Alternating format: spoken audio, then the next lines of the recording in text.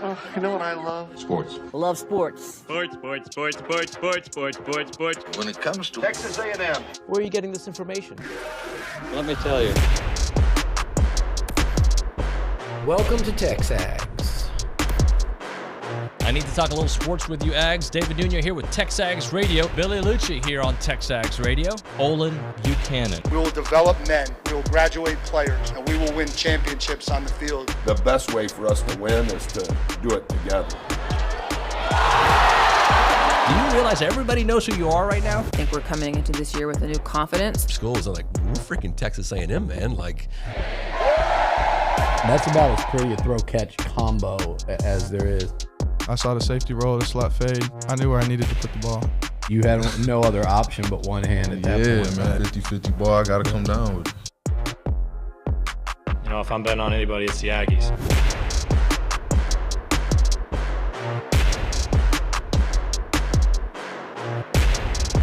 All right, so one thing I'm not going to do is I'm not going to decode people's social media habits into thinking, oh, they're staying or they're going. I don't know anything, and neither do you. Welcome into TexAgs Radio, presented by David Gardner's Jewelers, Rollo Insurance Studio, The Go Hour, presented by The Warehouse at CC Creations. I'm David Nuño. He's Olin Buchanan. He's my buddy, and I always like when he wears this sweater. Yeah, I like this. I think this was a Christmas gift last year. I like from it. the family. Yeah, I'm a it's fan. one of my favorites. So when it's just a little bit chilly out, but in the morning, but not hot or cold enough to put on a coat. Yeah, I like to wear this sweater. So this maroon Texas Aggies. I like it. And the gray, the letters stand out. 1979 sweatshirt. I love it. It's tell me if you understand what I'm getting at. Like, there's this wave of emotion on a like, on a retweet, on a follow, right? Like all these things that people do on a pray your hands together that a lot of people, and I understand the why behind it, are going, oh, that means he's staying. That means he's going. Oh, my God. La, la, la, la, la. They say that, actually. Or if somebody goes into the portal, but he's not really committed to the portal because he's not really in there yet. They're just intent. I don't know what 18 to 22-year-olds are going to do. And until you give me a reason to think you're leaving, and I think Walter Nolan's a different case. I mean, that is reported that he's considering going in the portal, but he's also... I think I read an article yesterday that his dad said he's interested to see what A&M is going to do, right? So until then, okay, it is what it is. Evan Stewart, all these names that keep popping up, they're not in the portal right now. Well, right? So, cool. Jardine Gilbert's in the portal. Yeah. Max Johnson was in the portal, and was it the receiver? Was it Cottrell?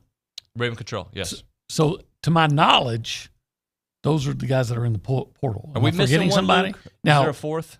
We're saying Moko and Strickland. Yeah, there you go. Thank you. So five guys. Okay, 5 guys. A good place to eat a burger. We don't know if Walter is in or not. But here's what we do know, though. We do know compared to Ohio State and maybe even Oklahoma, A&M is very light in the portal right now. Yeah. And so, it'll be interesting to see what happens in the next week or so. Look, I understand the dialogue on the boards, right? I get it. Oh, I'm scared with this guy. I understand that. But our role here, like, I'm not going to guess who's going into the portal. I'm not going to guess that they're going to come out of the portal. I'm not going to guess that when they retweet something, because let's be honest, most people on social media, especially 18 to 22-year-olds, are looking for the interactions.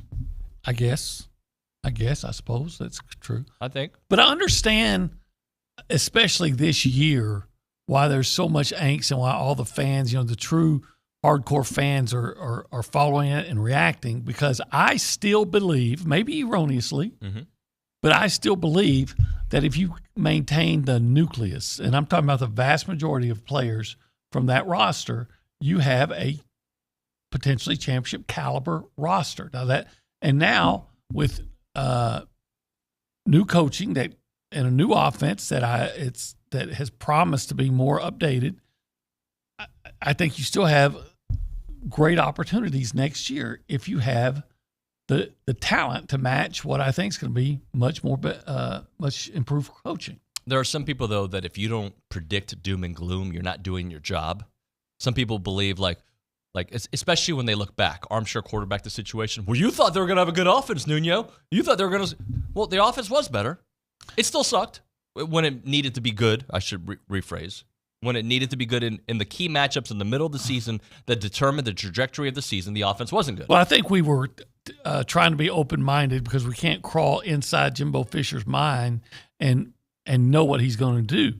So I think we're all thinking, okay, Bobby Petrino's going to come in and there's going to be his influence on the offense, meaning that he was going to have more of his system of what he was going to do, and that wasn't the case. So I think a lot of our preseason expectations, or not expectations, but predictions were based on, hey, if we have a Bobby Petrino caliber or style offense, or at least a heavy influence, what could this team be? And I think that it could have been the 10 wins we talk about, because I saw a team that with a bad offense had the lead in the second half over all four of its SEC teams that it lost to. That's the last 2 years, too. It's not just yeah, one but year. they didn't make the change 2 years ago. They made the change this year. Sure, yeah. I agree with that. I'm just saying, though, maybe that's part of Jimbo's demise, and what made him so good is that he coaches in a way that you do got a chance in every game. You do. They had a chance. But at the same time, you see all the glaring holes. Like, my goodness, can we not really run a play quickly? Can we not call a timeout quickly? Can we not do this? Can we not do that? That was in retrospect, I think Jimbo coached to stay close. There was, and I say that based compared to what I saw at LSU with a different coach, and they're going for it on fourth down and doing all kinds of crazy things and different things, and rather than here it is, it's fourth down, and we're at midfield, and we need a yard. Let's punt. Right. But I guess he felt like with his offensive line, he couldn't count on getting that yard and didn't want to give his opponent great field position. Well, the bottom line is we're going to find out a lot more about not only the coaching staff, but this roster over the next week, right? How long is the portal I would open? think so. Do you know that, Luke, top of your head? I believe it is just about 40 days left. Yeah, I think so. I thought it's 40, 45 days, but I didn't want to say because I don't know for certain. 30-day window to enter the transfer portal starting December the 4th is what it says on. Is there another? Google. There is another one. Okay, that's why a spring window opens up April 15th through the 30th. For 15, so there's the 45 days, right? Days, yeah. I think that I think if Walter Nolan is waiting, like his dad says he is, to see what he's going to do, I think that's a very prudent move on his part. And I wouldn't be surprised, because I've become kind of jaded this way. And this is not a knock on Walter, because that's probably what I would do if I was in his position. And it's probably thinking, yeah, let's see what they're going to do with their OC and their DC and their NIL. Yep. Yeah, but by the way, you live in a world where, in a college football world, a college athletics world, that it behooves you to test out the portal. Kyle McCord going in the portal yesterday, by the way, that's not a test. I think he felt that he may not be the starter at Ohio State. That's surprising to me. That is like, they could have been one of the 4 playoff teams. They legit could have been. Could have been.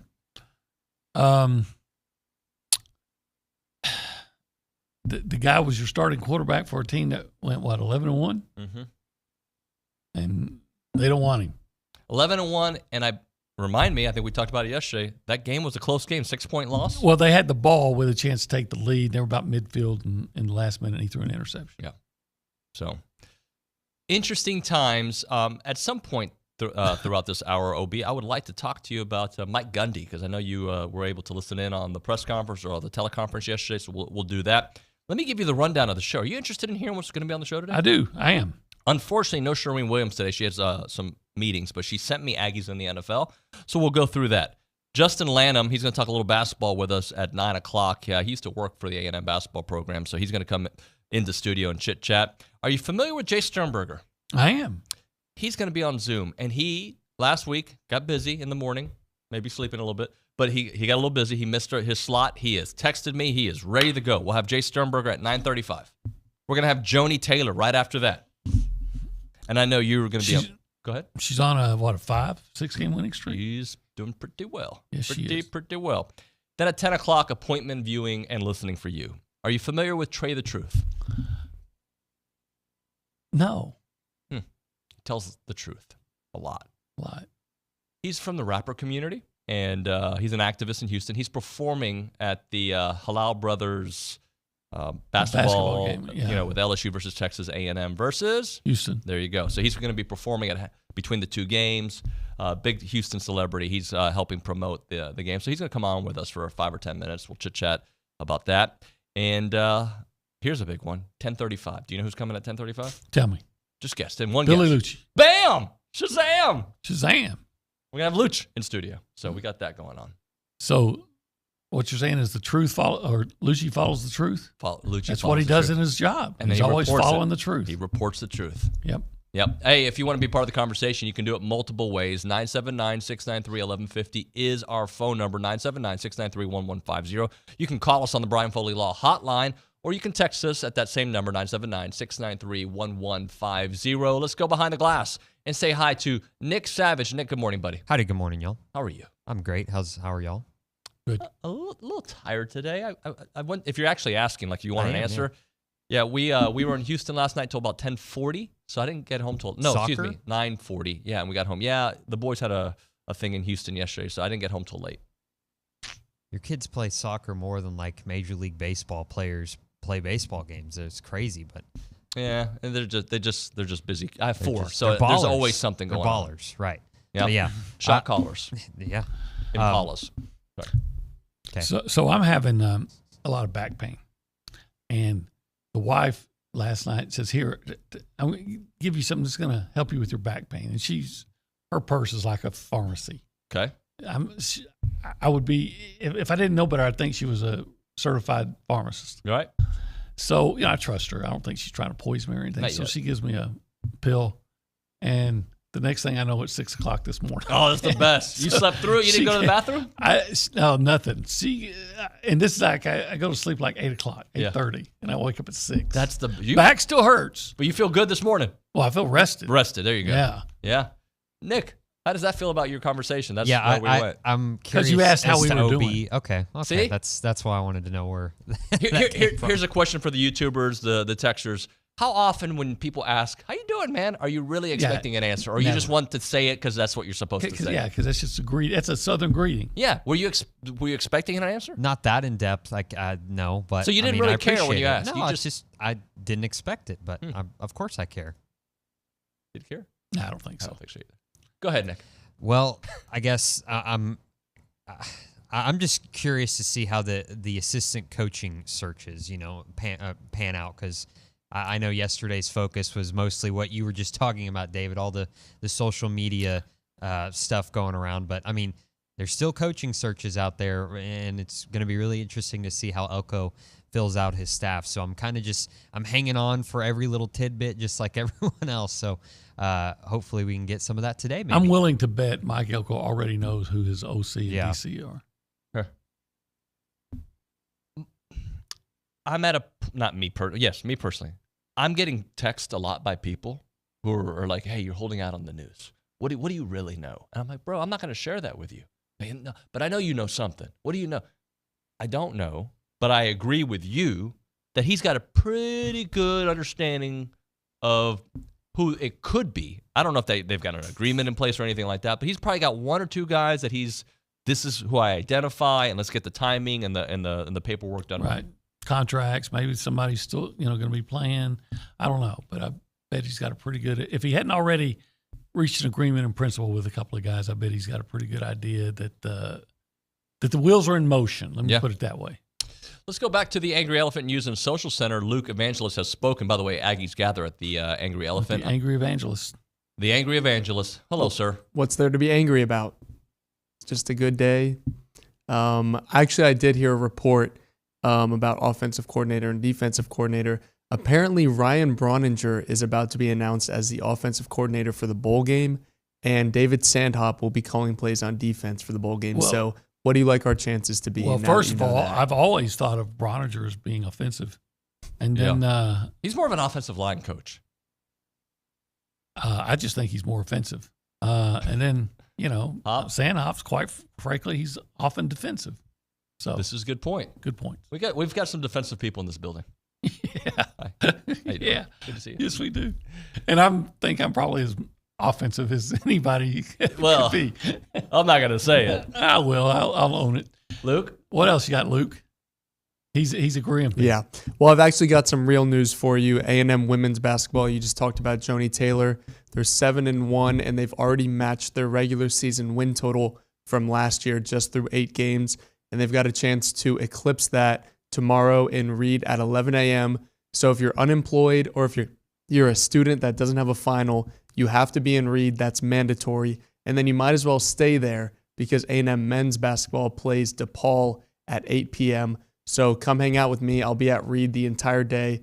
I never leave, actually. I sleep there most nights. So just come on over to Reed tomorrow and come support A&M basketball. You know what I like about the women's game tomorrow is so often I would get in my car to go to lunch on for this particular game they do every year because I think this is the grade school game. Yeah, my daughter's going to the game. And you turn it on, and it sounds like the most exciting sports event you've ever witnessed. Everything is – I love to hear those kids cheering the way they – it's like they dribble. They love it. It is awesome. Yeah, and then so 11 a.m. game should be over around 1:30. A little bit of a break for the men's game at 8 o'clock, you said? A little bit of a great break, 6 hours. Any other news for us? I mean, I don't know if you've heard of this guy. He's kind of low-key. His name is Mike Evans. Oh, he's a good football player in the world of football. We may be covering him a little bit later, but he did become the first player to ever have 10 straight 1,000-yard seasons to start his career. Well, OB. Nice pick, Lovie Smith. I remember talking to Lovie Smith at A&M's Pro Day about Johnny Manziel and Mike Evans and Jake Matthews, and you could tell then he liked Mike Evans a lot. Yeah. Good pick. A couple of YouTubers, I just want to point out. Matt Tackle says, Nuño, can you hit that cheer again if you don't mind? I guess when I did the little kids at the basketball game. Yeah, come on, let's go! Maybe that's what I did. Was that good? Look, you approve? Sure. Hey, no, I'm not going to say it. Say it. No, you look very Jim Harbaugh-ish today.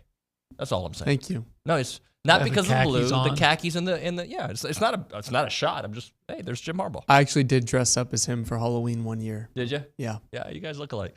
And then Texas 10K runner says Nuño sounds like Olin's wife gave him a roofie. No, she did not. You even know what that means? Yeah, I do know what it means. And a lot of people are listening all over the place. So if you want to drop in where you're listening from. Yeah, we love that. Yeah. Let's see. I saw one. The very first guy, there's a Blue Texas in the house, I think I saw. We've got Randy. We know where he is. He's in Caldwell. We've got somebody in Dallas. Had a great time in Dallas this weekend, by the way. Good. I'm glad you did. Yeah, Dallas is a great town. All right, let's hit a break. You know where I'm going in a couple hours. If you were to guess, if I did this not at 18:57. If I did this at 2, no, that's probably wouldn't make sense. If I did it at 11:37, hey, Olin, where do you think I'm going right now? I would say Fargo's. And I'd say, why do you think I'm going to Fargo's on a Tuesday? Because they got the rib tips. So I would say then get on your phone, call early. You got to reserve the rib tips, kind of like you would reserve a table because they're so outstanding. They are meat dessert. Meat dessert. That that you gotta you gotta call dibs on them. By the way, pause the spot for a moment. I was listening to a podcast yesterday that said average Americans are on their phones for 7 years of their life if you add it all up. Average. That's not the high end. That's just the average American. 7 years. Yeah. So my wife probably spends 10 years. There you go. But you would spend 10 years at Fargo's. Maybe not 10 years, but not 10 years, but 6. Yeah, it's been like a lot dog year 7. If they had rib tips every day, but you can only get them on Tuesday and you can only get them on Saturday. So I circle the Tuesdays and I circle the Saturdays every week, and I highly recommend it. But you know what? If you get there late, like I've done before, yeah, I highly recommend that chopped beef sandwich. They got all the other things you like too. 1701 South Texas Avenue in Bryan, without a doubt, the best barbecue in Texas, which equates to being the best barbecue in the entire world. Hey, breaking news. That's their trademark. Well, that's because it's true. It's Fargo's. We'll see you.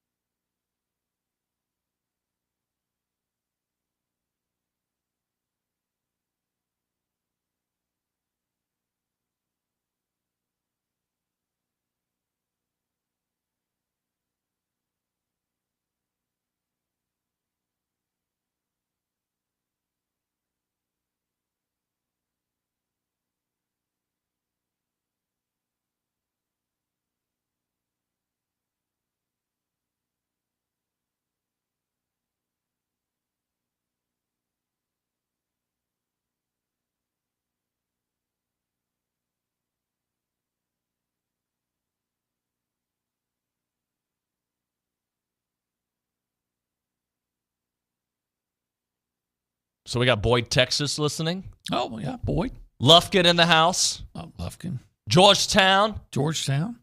Odom, Texas. Odom Owls. Pura Vida from San Antonio. Okay. I don't know why I said it like that. There's a bunch of people listening. A lot of Texas. College Station, Garrett representing the good CSTX. Brian, Texas in the house. I'm sure we got people in other states. Oh, and other countries. I'm sure, if not now, later today, Guayo Palomo down in San Salvador, El Salvador will be listening. Absolutely. How about this? By the way, we'll call this Coffee Talk presented by TexAgs Coffee. Beat the hell out of morning by going to TexAgsCoffee.com. Let's see. I'm going to give Nick a project. Not Nick, excuse me, Luke a project. Okay. The third person from outside of Texas to post on the YouTube page will get a free bag of TexAgs Coffee. And, well, here's the thing. That address better be outside of Texas because we know the tricks, guys. So, and then we'll have you reach out. So it's got to be on the YouTube page, and it's got to be followed by a like. All right? Okay. That's a lot of things. Nobody wants the coffee anymore. You don't have to say anything. I get it. It was a bad one. I get it. So if you are inside of Texas, you can't get coffee today. We give inside of Texas coffee all the time. Okay. We might be able to do something later on in the show, but this particular one is for somebody outside of Texas. Right? Yeah. And then the address that they give us, which they won't give it to us on the YouTube page because creepy people will show up. We'll have another way of doing it. Then we'll send it to him. What if Guayo wins the coffee? Does he just... He just goes in his backyard. In his backyard. And gets it. Gets himself. Guayo, you are disqualified from this. Time for the Apex Performance of the Week, presented by Apex Health. Feel like you're losing your edge? It could be low testosterone. Increase your energy, sharpen your focus, and boost your performance with a custom treatment plan from Apex Health. Learn more at apexhealthclinic.com. The Apex Health Clinic is owned and operated by a veteran serving the Brazos Valley. All right. Is there, there's not a lot of options right now, but I've got a couple in mind. I got one. Okay, give it to me. Luke's gonna have to help me because I can't. I'm trying to remember her name. India Rogers. Man, I went to the women's game. My wife and I went, and in the second half especially, but for the whole game, this girl pretty much saved the Aggies in the second half. Man, she was on fire. Hit some 3-pointers. Got I remember a couple of steals and baskets when the game was always in jeopardy. She helped get them some separation. I think she finished with about 18 points, Luke. But I don't know how many in the second half, but it seems like the majority of them. She was really good in that game. Yeah. Yep. By the way, we've already got a winner on the YouTube page. Oh, yeah? Where are they from? Well, let's see. Let me see. They're from Minneapolis. Matthew Hicks. All right. Man, Ed, you were right there. Up there. Ed, maybe we'll do it again. We only got 43 likes, so he may get disqualified. It's going to be cold up there. It's cold here. But it's crazy cold up there. Sounds like a Blood, Sweat, and Tears song. But anyway, so do you remember how many points India Rogers had in that game? He doesn't. Luke? Sorry, I was... covered it. I'm 17. looking at it right now. So 17. Okay. Well, she was really good. I bet you at least 10 of those came in the second half. Look. You would be correct. Well, you went to the game. Yeah. You're a savant, too. I went to about the second half of the game. That's right. You had a meeting beforehand. Yeah. I'm going to throw in this one. All right, let's hear it. I don't like to throw in this one, but I'm going to give Alabama their props. All right? They beat Georgia, a team that had won how many games in a row? 29. Okay. That's a pretty big deal. I know you don't give Bama a lot of props typically. You said it yesterday on the show. Oh, I don't like them. You don't root for them ever unless it's against maybe Texas. Yeah. Okay. But I think they deserve props for Nick Saban was already the GOAT, but he transformed the team that some people thought, including myself, that they were going to win 8 or 9 games. Some people said they were going to win 7. I think SEC Mike said they're going to win 7 games this year, and they're in the playoffs after beating Georgia, and they completely redid the way they do their offense, and they tailored it to their quarterback's ways. Just a phenomenal season, and I give Alabama a little props. Yeah, I mean, I don't like to do it. Here's the deal. It's frustrating to talk about it, but again, the best coach ever in college football saw that his offense was not going to work the way they were running it. With the system wasn't best for what their personnel, so they basically did what Buzz Williams did a couple years ago with Quentin Jackson. Said, hey, let's just change the way we're going to operate, and let's change it to where we just maximize the talents of what we have. Let's not try to put the square peg in the round hole. Let's just make the whole round, and that's what they did for Jalen Milroe. Did you see that Tyler Buchner is going back in the portal, but not as a football player, and it looks like he's going back to Notre Dame to play lacrosse. But football's not out of the question. Yeah, And remember, that was a late transfer. I know. Look, here's the deal. I mean, Tyler Buchner's not very good. And so, I mean, is he good? To me, Tyler Buchner would probably be a successful quarterback on a good team at the group of 5 level. Here's the fact of the matter is, the last 2 games he started, he threw 2 interceptions in a Notre Dame loss to Marshall. Yep. And then the next game he started, he was absolutely ineffective as A&M survived South Florida and escaped with a 17-3 win. And it was only that big of margin because they scored a touchdown in the last minute. And so you're the starting quarterback at Notre Dame and Alabama in your 2 last starts, and one of them's a loss to Marshall, and one of them's escape South Florida. So, kid, pick up your lacrosse stick and play your ass off in lacrosse, and that may be your future. Yeah, but I remember when that move happened, it showed so much panic from Alabama. We all read into it like, and I didn't think Tyler Buchner was that good going there. Well, he wasn't, but it just goes to show that. Well, first of all, it goes to show that people in this state, coaches in this state, undervalue Jalen Milroe. And if you'll take a talent and find a way to maximize that talent, you can do great things. Yeah. By the way, let's also understand that Alabama this year has been incredibly fortunate as well. But sometimes that's what it takes. Oh, yeah. Auburn got to the national championship game by being lucky back in 2013. Yep. Just by being lucky. Championship teams find a lot of luck. Remember, I go back to the Florida documentary that I watched, and maybe luck's not the right way to phrase it for Florida, but they escaped some real, catastrophic moments in that season to win the national championship. So, all right, let's hit a break. When we come back, we'll do Aggies in the NFL. Shireen sent me some of those, so we'll get into that here in a moment. Right now, we're talking about the Association of Former Students. If your organization or business is looking for an opportunity to engage with Aggies, then you should check out the Association of Former Students. They bring all ages together during events throughout the year. Marquee events like Aggie Ring Day, All Aggie Hullabaloo Gathering, they all welcome tens of thousands of guests. There are many sponsorship and vendor opportunities available to get your brand in front of all attendees. All events offer a wide variety of both digital and in-person options to promote your brand. Options include title sponsorship naming, on-site presence and activation, recognition and social media posts, and much, much more. There's also advertising opportunities in both the Texas Aggie Magazine and the Aggie News newsletter, which are seen by over 230,000 people. So if your business is ready to engage with Aggies, choose a partner with the organization that's been supporting the Aggie Network for over 140 years. For more information and options available through the association, please email sponsorships@aggienetwork.com.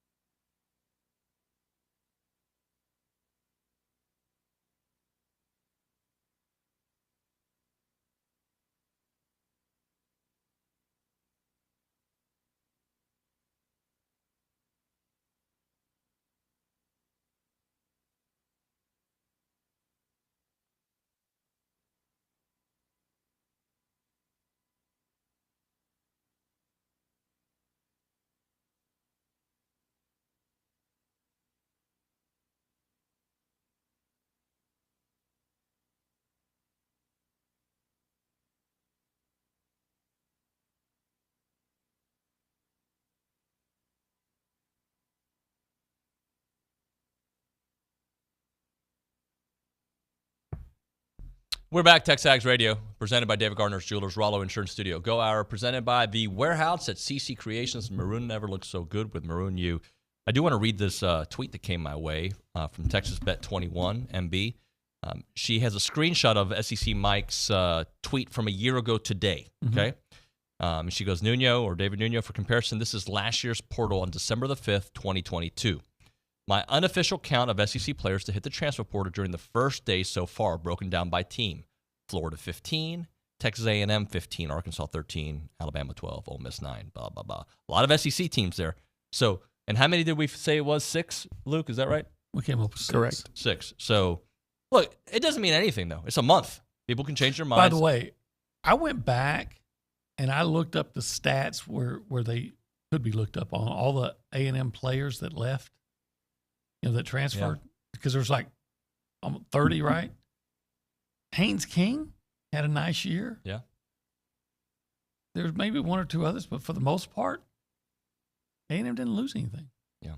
Is that a problem with maybe recruiting the wrong guys or not developing those guys? No, because the other place didn't develop them either. I think in a lot of cases, it was bringing in guys that just weren't as good as you thought, and that happens all the time. Sure.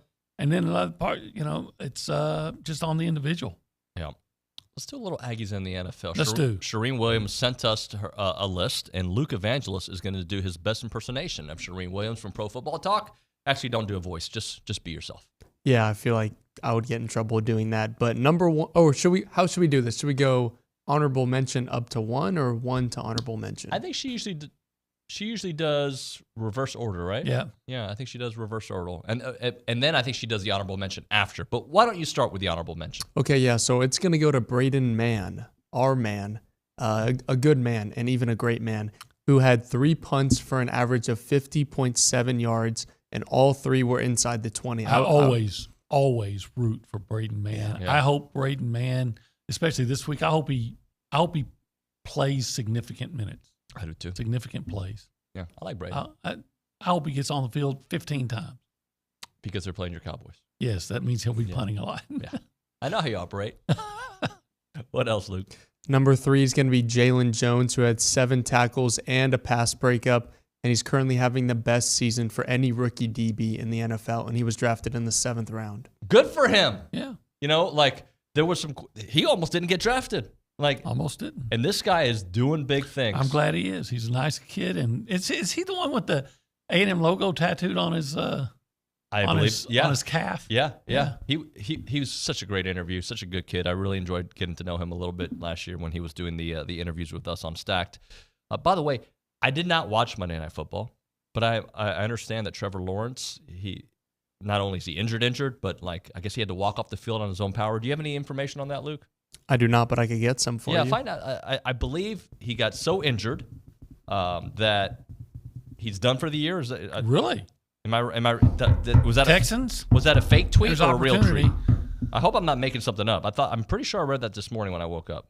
The initial report is that it's an ankle sprain, and he'll have an MRI on Tuesday. Oh, so the one I read was not right. I read. Well, he's having an MRI today, so.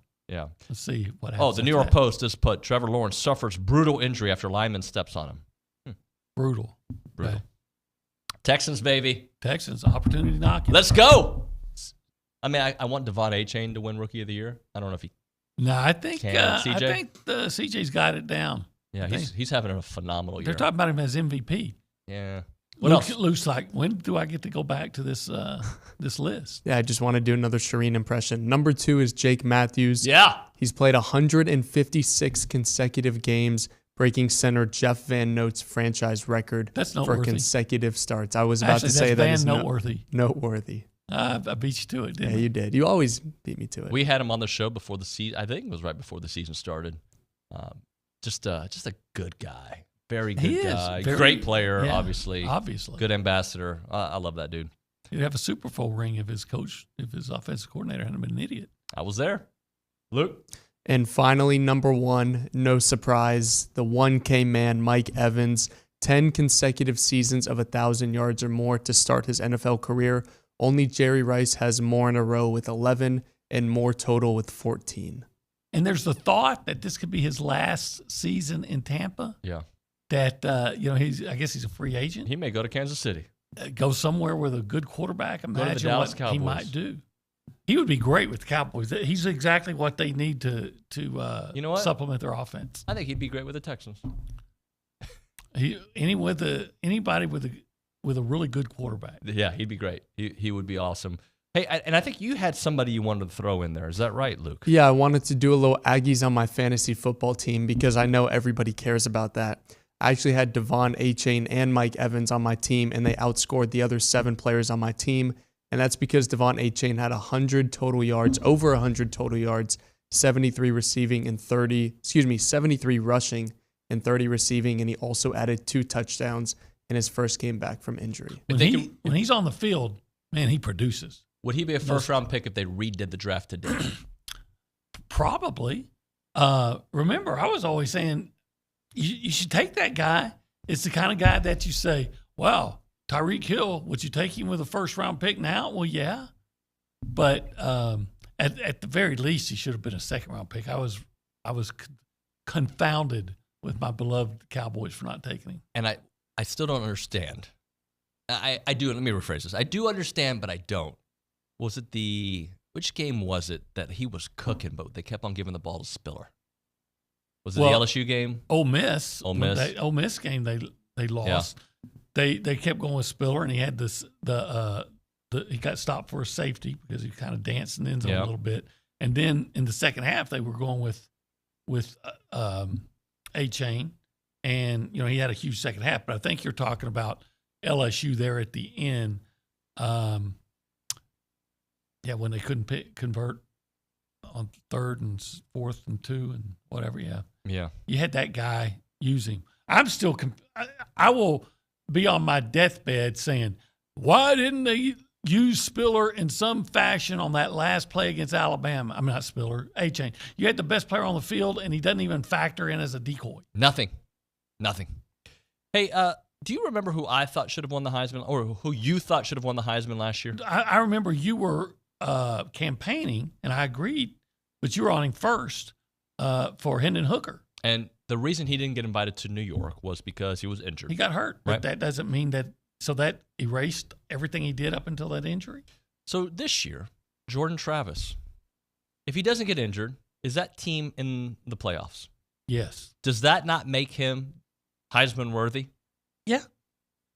Same kind of situation, like I think Hendon with maybe 3 games left. 3. Mm-hmm. And then Jordan Travis also about 3 games left, right? So, I'm just saying, Hendon should have been invited last year, in my opinion, okay? Uh-huh. Jordan Travis, I don't think he would win. Jaden Daniels is your winner in my mind. He still gets. You have a vote. If I had a vote, I would go with him. But I still think if you look at the dramatic drop that Florida State had, even while winning, I'm saying winning drop in the eyes of the playoff committee. Doesn't that make him Heisman worthy? Yeah. In fact, but here's the deal. Unlike Hendon Hooker. And I always had Travis on my list of top 5, but unlike Hendon Hooker, Travis didn't put up just eye-popping numbers. He was good when he had to be, and he had some big moments, especially against LSU in that opener. But I think he only had a handful of 300-yard passing games and things like that. Yep. So, but I thought for sure, absolutely, that he needed to be considered as a Heisman candidate, and quite frankly, I hope that he's able to recover from that injury and have a nice pro career. I hope so too. But to me, he should be one of those guys out there, especially considering. What I don't get is I heard that. Did I hear this erroneously or not? That Marvin Harrison Jr. was number 4 on the list. Yeah. How is he ahead of Malik Neighbors? Yeah. Name recognition. Yeah. I mean, he had a really nice year. Yeah, but go back and look at some of the games where he just didn't show up. Go back and look at his game by game. I don't think we can say that about Malik Neighbors. No. Malik Neighbors' bad game was 80 yards receiving. Was that the Florida State game? He had a couple where he's around 79, 80 yards. Yeah. But every other game, he's well over 100. And Marvin Harrison had some huge games, but he's had 2 or 3 games where he had less than 30 yards receiving, I believe. He and Kyle McCord, good buddies. They played together in high school, and Kyle now leaving Ohio State. And now there's rumors Ryan Day is trying to get out of Ohio State, which... Well, I heard he might be coming to A&M. Well, not anymore. He wants to be our OC. Yeah, that's it. We'll take it. All right, let's hit a break. How's your back feeling? Oh, it hurts. A lot? Yeah. Yeah, can't really move? It's difficult. Moving is fine once I get up. It's getting up that's the problem. I need some kind of miracle cure. So I need it quickly. I need a quick cure, a QC. Well, so you're not going to go play one-on-one basketball with me after the show? Oh, no, can't do it. Well, don't go through another year or another day of not playing one-on-one basketball if you have awful joint pain or any back pain. Call QC Kinetics right now and make 2024 the year that you're living back to normal life again. They can give you your life back. Yay for QC Kinetics. They're the nation's leader in regenerative medicine. They're all natural treatments that can repair and restore that damaged tissue. So there, you get pain-free life again. Pain-free movement once again to do what you love to do. They've got tens of thousands of satisfied patients around the country, people who've had knee pain, back pain, shoulder pain. Why am I pointing at stuff? We're able to get lasting relief with no surgery, no drugs, no downtime. So if you've got pain from an old injury or maybe a new injury or pain associated with arthritis, you need to check out the future of medicine, which is the future of right now. They're right here. Regenerative treatments are from QC Kinetics. Call them right now so you can get the most out of 2024. Get back to doing what you love to do. Don't forget, you can use your HSA and FSA funds. Call QC Kinetics for a free consultation. 979-452-6000. QC Kinetics, 979-452-6000. That's 979-452-6000.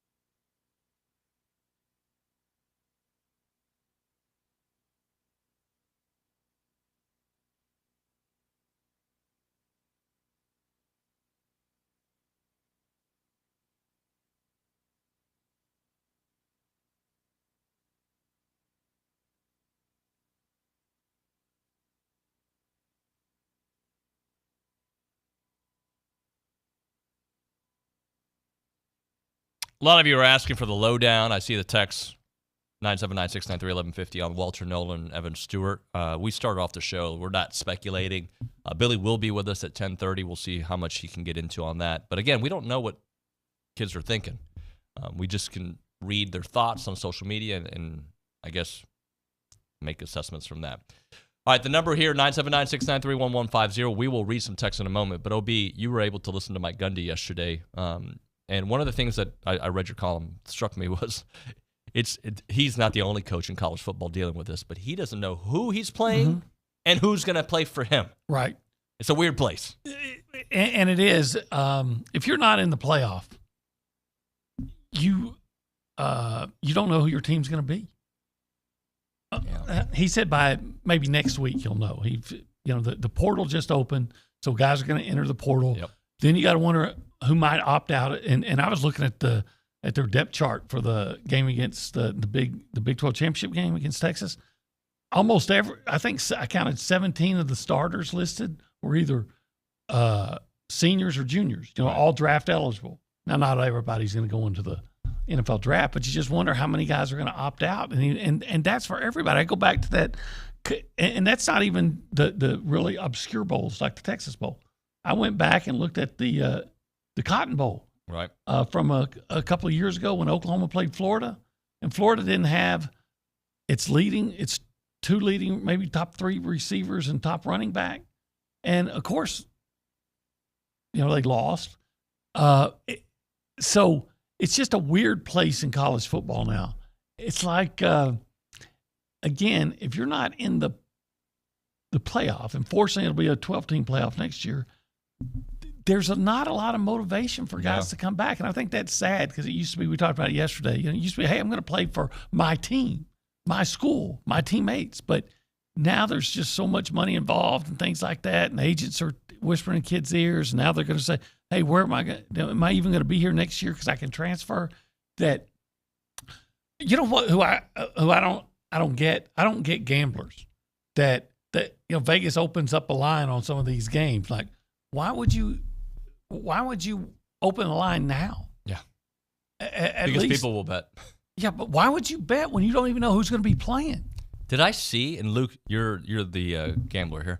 Did I see A&M's already favored in that game? Did I see that? I thought I saw something that was A&M -4. Okay.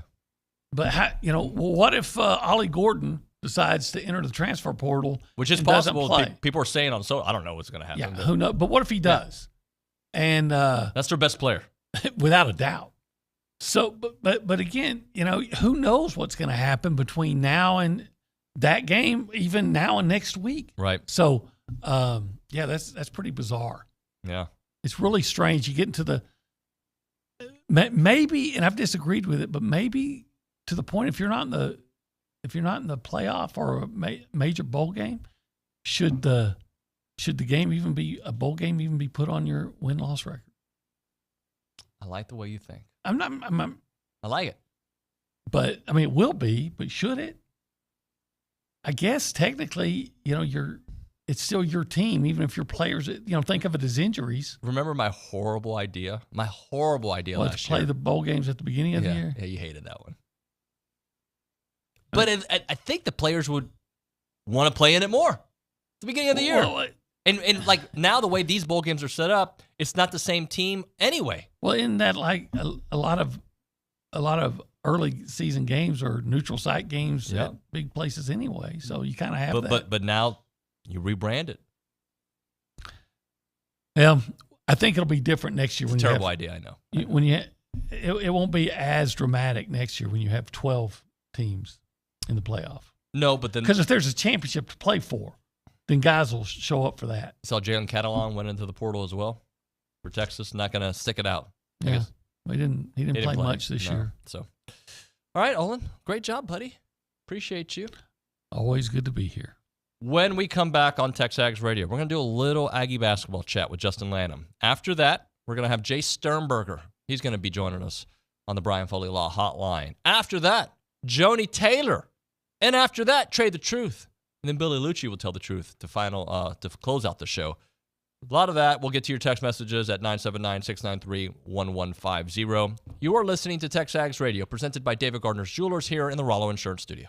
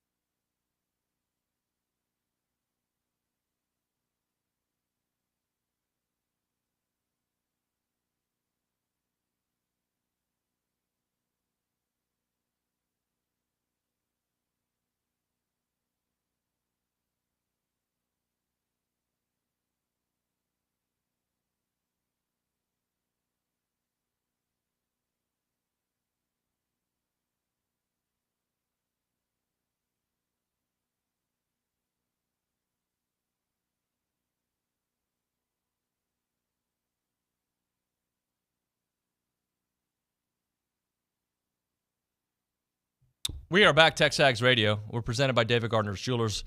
We're in the Rollo Insurance Studio. Appreciate everybody listening in. We're going to talk a little Aggie basketball. Justin Lanham in studio. He's been here before.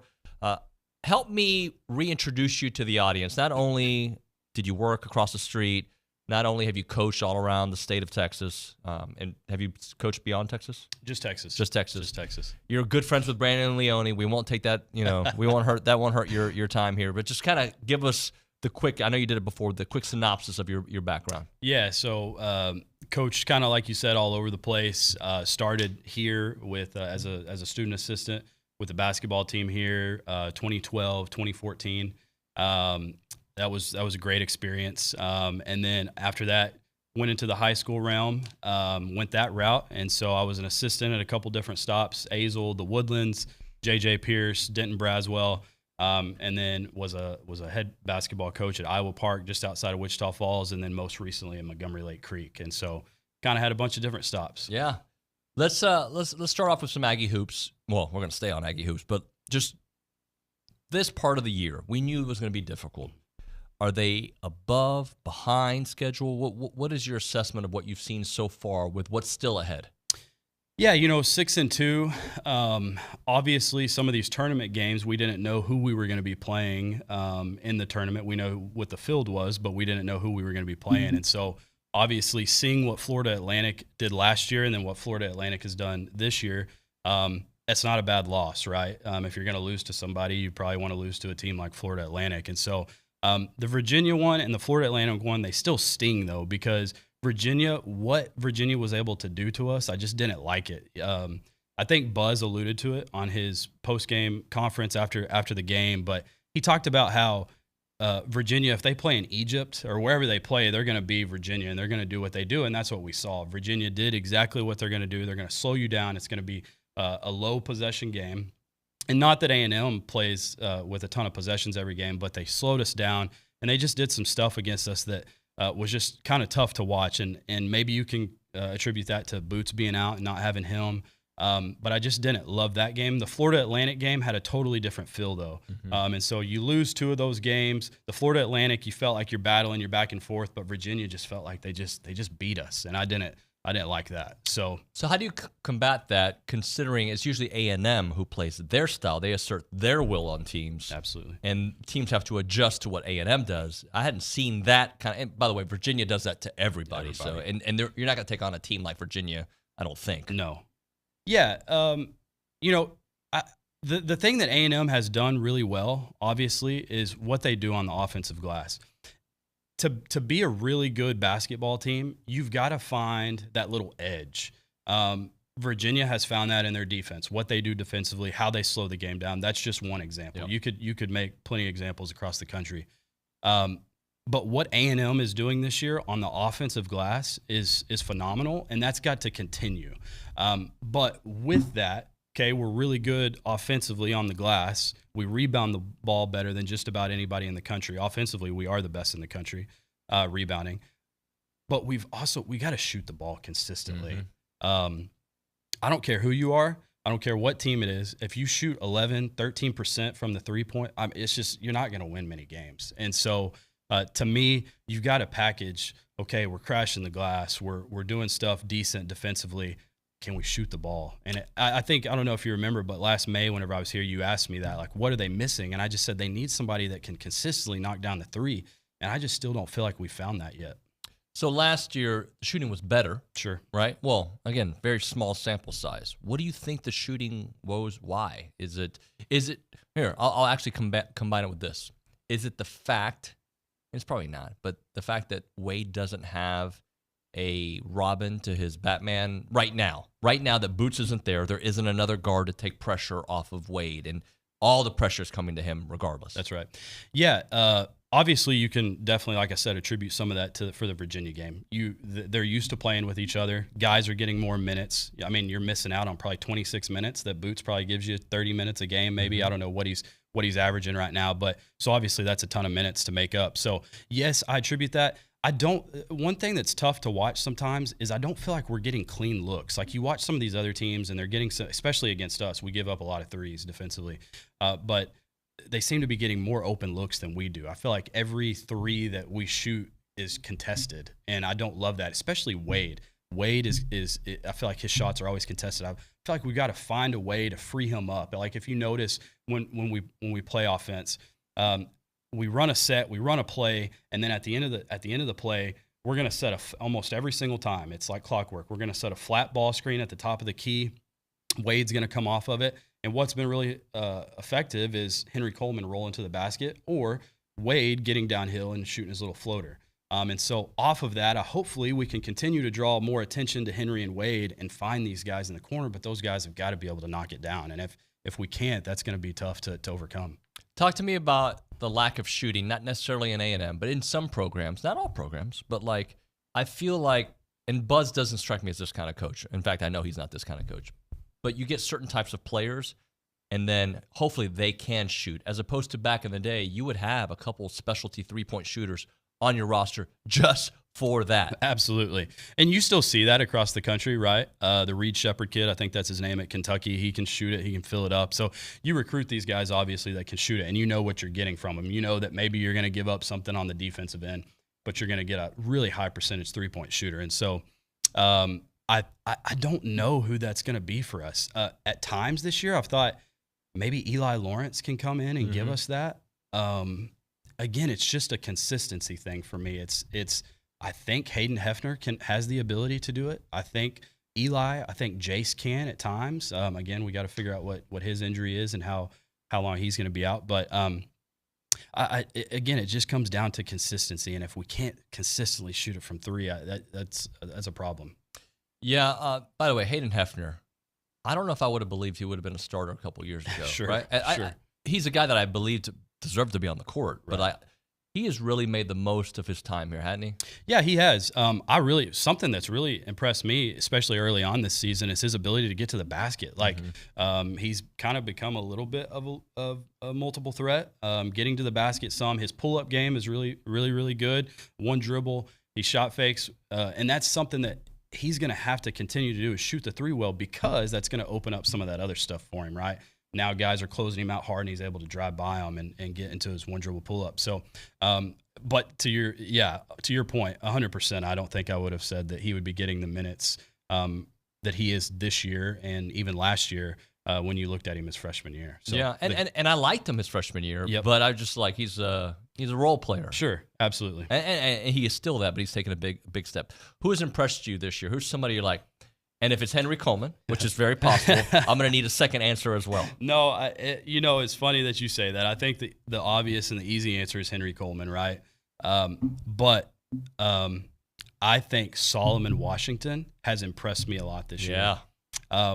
What he's doing, rebounding the ball, giving a little bit of spark offensively. I don't know if you remember in the Florida Atlantic game, but he got a tech. And you don't love your guys to get techs. But it was after he didn't even score the ball. Somebody else scored the ball, and he just was clapping and just kind of getting excited. I liked it. I was like, hey, if a guy's going to get a technical foul, like I'll live with that, right? And so I like him.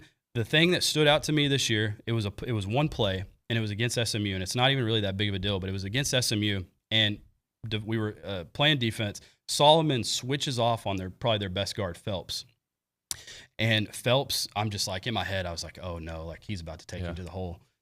And he tries to get by him, tries a great move. And Solomon, the way that he stayed with him and the way that he was able to move laterally for as big as he is, I was very impressed by that. So I think Solomon can be a great defender. I think he can defend 1 through the 4.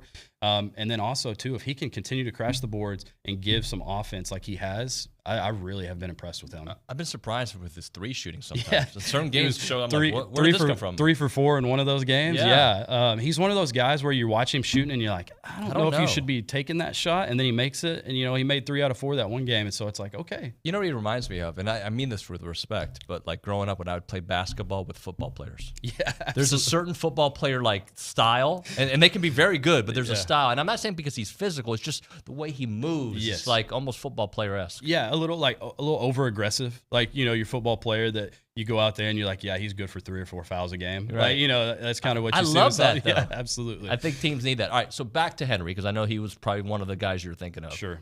Where have you seen him grow? Yeah, I think I kind of alluded to it earlier. Henry and Wade in the pick and roll have been so good, and he draws so much attention. And so you've got to think that whenever they do draw so much attention, that's why a lot of times if we're getting a shot off of a pick and roll, that's why Henry's able to crash the glass as well as he has.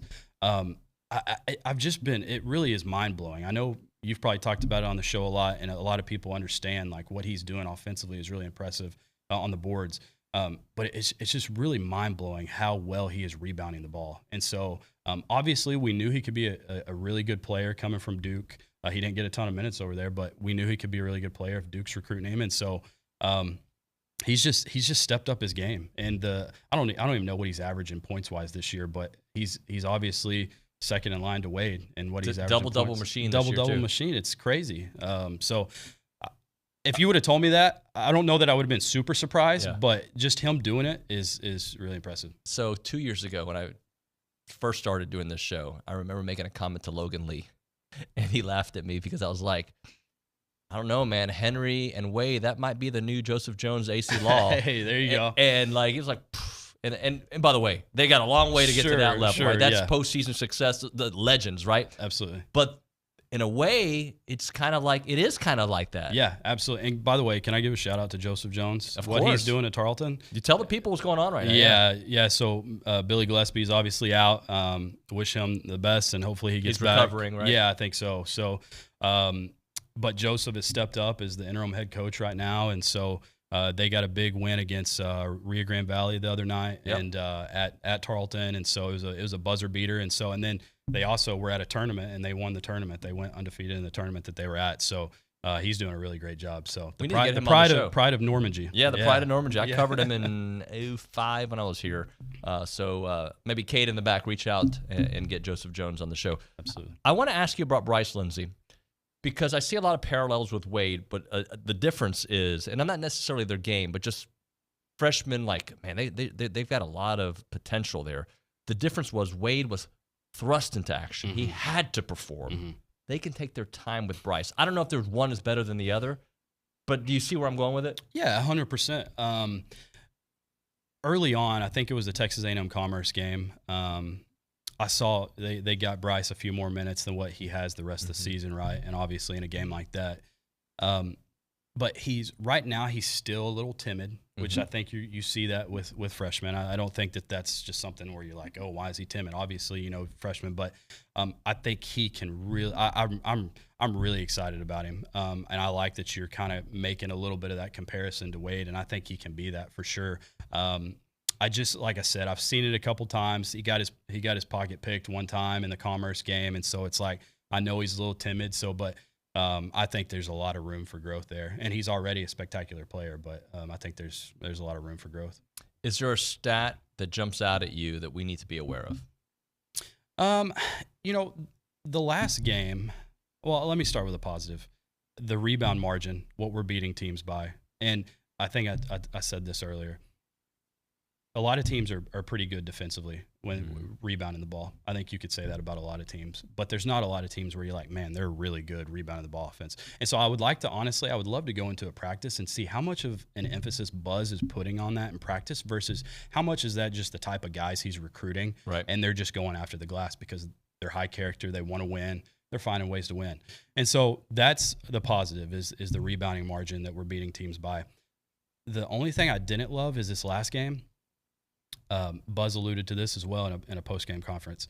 When you play Virginia, it's a low possession game. Every possession, that means that every possession means more, right? He said it's like a 100-question test. It's 1 point per question versus a 25-question test, and that's what Virginia feels like. You're taking a 25-question test, and every possession matters. And so, to me, when you turn the ball over 16 times, which they did against Virginia, and then you shoot 13% from the three. You can't win those games. You just can't win. And on the road especially. You're not going to win. And like we said, when Virginia is who they are, they're going to run the pack line defense. They're going to run mover blocker. You know exactly what they're going to do. You're just not going to beat them. And so to me, statistically, we've got to shore that up. And here's the deal. I feel like Wade is forcing a little bit right now because especially last game with Boots being out, he's forcing. And so he turned the ball over a little bit more than what he normally does. He had 8 turnovers last game. That's not Wade, right? We all know that. But we've got to shore that up before, especially before going into conference play. Yeah, there's no doubt about that. But I feel like he goes through these stretches. Sure. And then he goes on, and like last year's stretch when he was on fire. It was a long stretch. It was a long stretch. It wasn't short. That's right. And that's why I think at one point over the last week I asked, who is Wade Taylor? Is he more the hot guy, or is he more what we've seen recently? And I think he's both. Yeah. Right? That's the kind of player he is, right? The highs can be really high, and the lows don't feel as low when you've got somebody next to him. Yeah. And I think this is kind of a side note, but I think even whenever he's going through his lows, on the floor, he kind of has that smile on his face. Like he knows, like, hey, I know the law of averages. I know I'm going to get back to who I am. I know I'm having some low moments right now, but it's just a matter of time before I get back to playing really well. And by the way, lows, he still shows up when it matters in crunch time. So that, like, I don't mean that as a shot. I'm just saying he's struggled shooting, but sometimes he'll hit a crazy shot in the end of a game. That Iowa State, you tweeted about it. Yeah. Iowa State, Penn State, like there's parts of the game I'm like, yeah, there he is. Yeah, Iowa State, we needed a big shot. He comes down and hits a floater from the free throw line. You know, I think that's the one that you tweeted about. And so he shows up when it matters. Did you pay attention to what happened in college basketball this past weekend? A lot of upsets.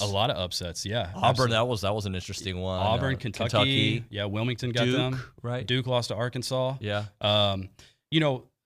Speaking of some of that, it's not necessarily an upset, but man, I didn't realize how hard of a schedule Tennessee has played so far. I don't know if you can pull that up, but their last 3 games, they played I think they played Kansas, and then I can't remember the other 2 games that they just played, but they've got to have the hardest. I know our strength of schedule is up there. I got it right here. So they beat Syracuse, they lost to Purdue, they lost to Kansas, and they just lost to North Carolina. Yep. Purdue, Kansas, and North Carolina, their last 3 games. I mean, that's got to be the hardest. Yeah, and then so they get George Mason next. Yep. And then they get number 20 Illinois. So it just keeps getting hard before SEC play. By the way. Before SEC play. Yeah. So to me, it's going to be interesting because some of these teams are already battle tested. Arkansas is playing Duke. I know they played them at home, but you're still playing Duke out of conference, and so that's what I love. You know, I'm loving some of these people are saying, okay, net rankings matter. Let's go get our strength of schedule up, and so A&M obviously has done that this year. I feel like this is as tough a schedule as A&M basketball's played in a long time. The net dropped to 14, is that right? Net dropped to 14. So what does that tell you? Yeah, I think that that tells you, number one, because here's the deal. The net, I'm sure you know some of it, obviously, but it factors in a ton of different things, right? But I think it tells you how much they value our strength of schedule. And I think that that's huge. That also talks about our offense and defensive efficiency. That's some of the factors that they pull in. And so I thought something else was kind of crazy that I read. I did not know this, but they factor in margin of victory up until 10 points. So after 10 points of the margin, if you win by more than 10 points, they only counts as 10. So right. I thought that was pretty interesting. So, but I think it just tells you right there, I think the number one thing, because looking at our offensive and defensive efficiency, we're like at 1.1 or something like that, which is okay. Really good teams are about 1.28, 1.27. And so to me, it shows more than anything how much they value our strength of schedule, because our offense and defensive efficiency are kind of average right now, right. Across when you're comparing to the rest of the teams across the country. But I think our strength of schedule, people are looking at it and say, oh yeah, they're playing tough teams and they're winning some of those games. I want to jump 2 ahead because last year, if we would have jumped 2 ahead, we would have never thought A&M was a tournament team the way non-conference went. Sure. But how does this little stretch that they're in the middle of, with still some real tough games over the next 10 days, how does this maybe potentially define the way their season goes? Yeah, I mean, obviously, you got to take care of tomorrow night, right? And then you go into, you've had a tough stretch, but maybe you go into the toughest stretch that you've had all year in Memphis and Houston. I mean, maybe, you could consider those are 2 of the toughest that you're going to see. So, they're 2-2 in quadrant 1 wins right now. And so you're probably looking at 2 more Q1s that you're about to see in Memphis and Houston. Got to split, right? At least you got to split, at the least. I would love to get the U of H game. I would love to get both of them, right? No doubt. But you at least got to split those. I mean, for sure. U of H, though, that team, I mean, Kelvin to me is very similar to Buzz. They've got a system, a philosophy, and certain players work and certain players don't. 100%. I'm glad you said that. I remember seeing, having been a former basketball coach, I remember seeing some of the drills that Kelvin used to do. Do you remember when coaches and teams used to put the bubble on top of top of the rim? And so Kelvin still does that. You don't see it as much anymore, I don't feel like, but Kelvin still does that, where he'll put the bubble up there and they toss it up and guys are just, beating each other up to get the rebound. And to me, that is exactly what you get in Buzz Williams. You get the toughness, like people talk about going to Buzz's practices and seeing him roll the ball on the floor and guys are diving after the balls and stuff like that. I think that's what you get.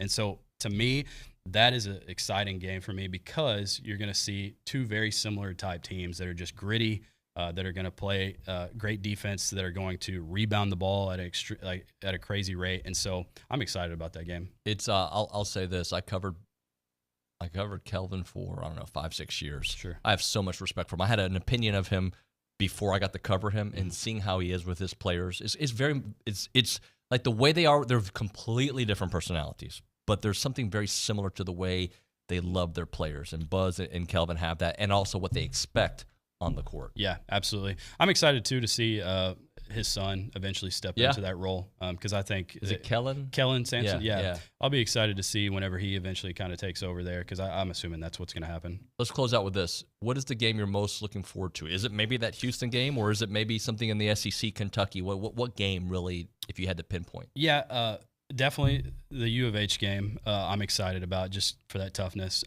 Personally, I'm excited about the Memphis game. Two guys, whenever I was here at A&M and was a student assistant here, two of those guys are now at Memphis, Darby Rich and Peter Warden. And so I'm excited for them to come back and see that game. But SEC-wise, I'm excited. This is kind of a random one, but I'm kind of excited to see the Ole Miss game. Yeah. Chris Beard and see what he... Buzz has had some pretty good success against Ole Miss, so Yep. So I'm excited about that one. And then Arkansas, what they just did against Duke, that's going to be one that's definitely circled. They're good. Yeah. Matt Tack on the YouTube page asked Justin if he knows Barrett Ball from Azel. I do know Barrett Ball. I sure do. The coaching community, you guys are tight, right? It's strong, yeah. Hey, I appreciate it. Next week, we got you? Absolutely. All right, we'll hit a break here. We'll come back with an open segment. It is TexAgs Radio.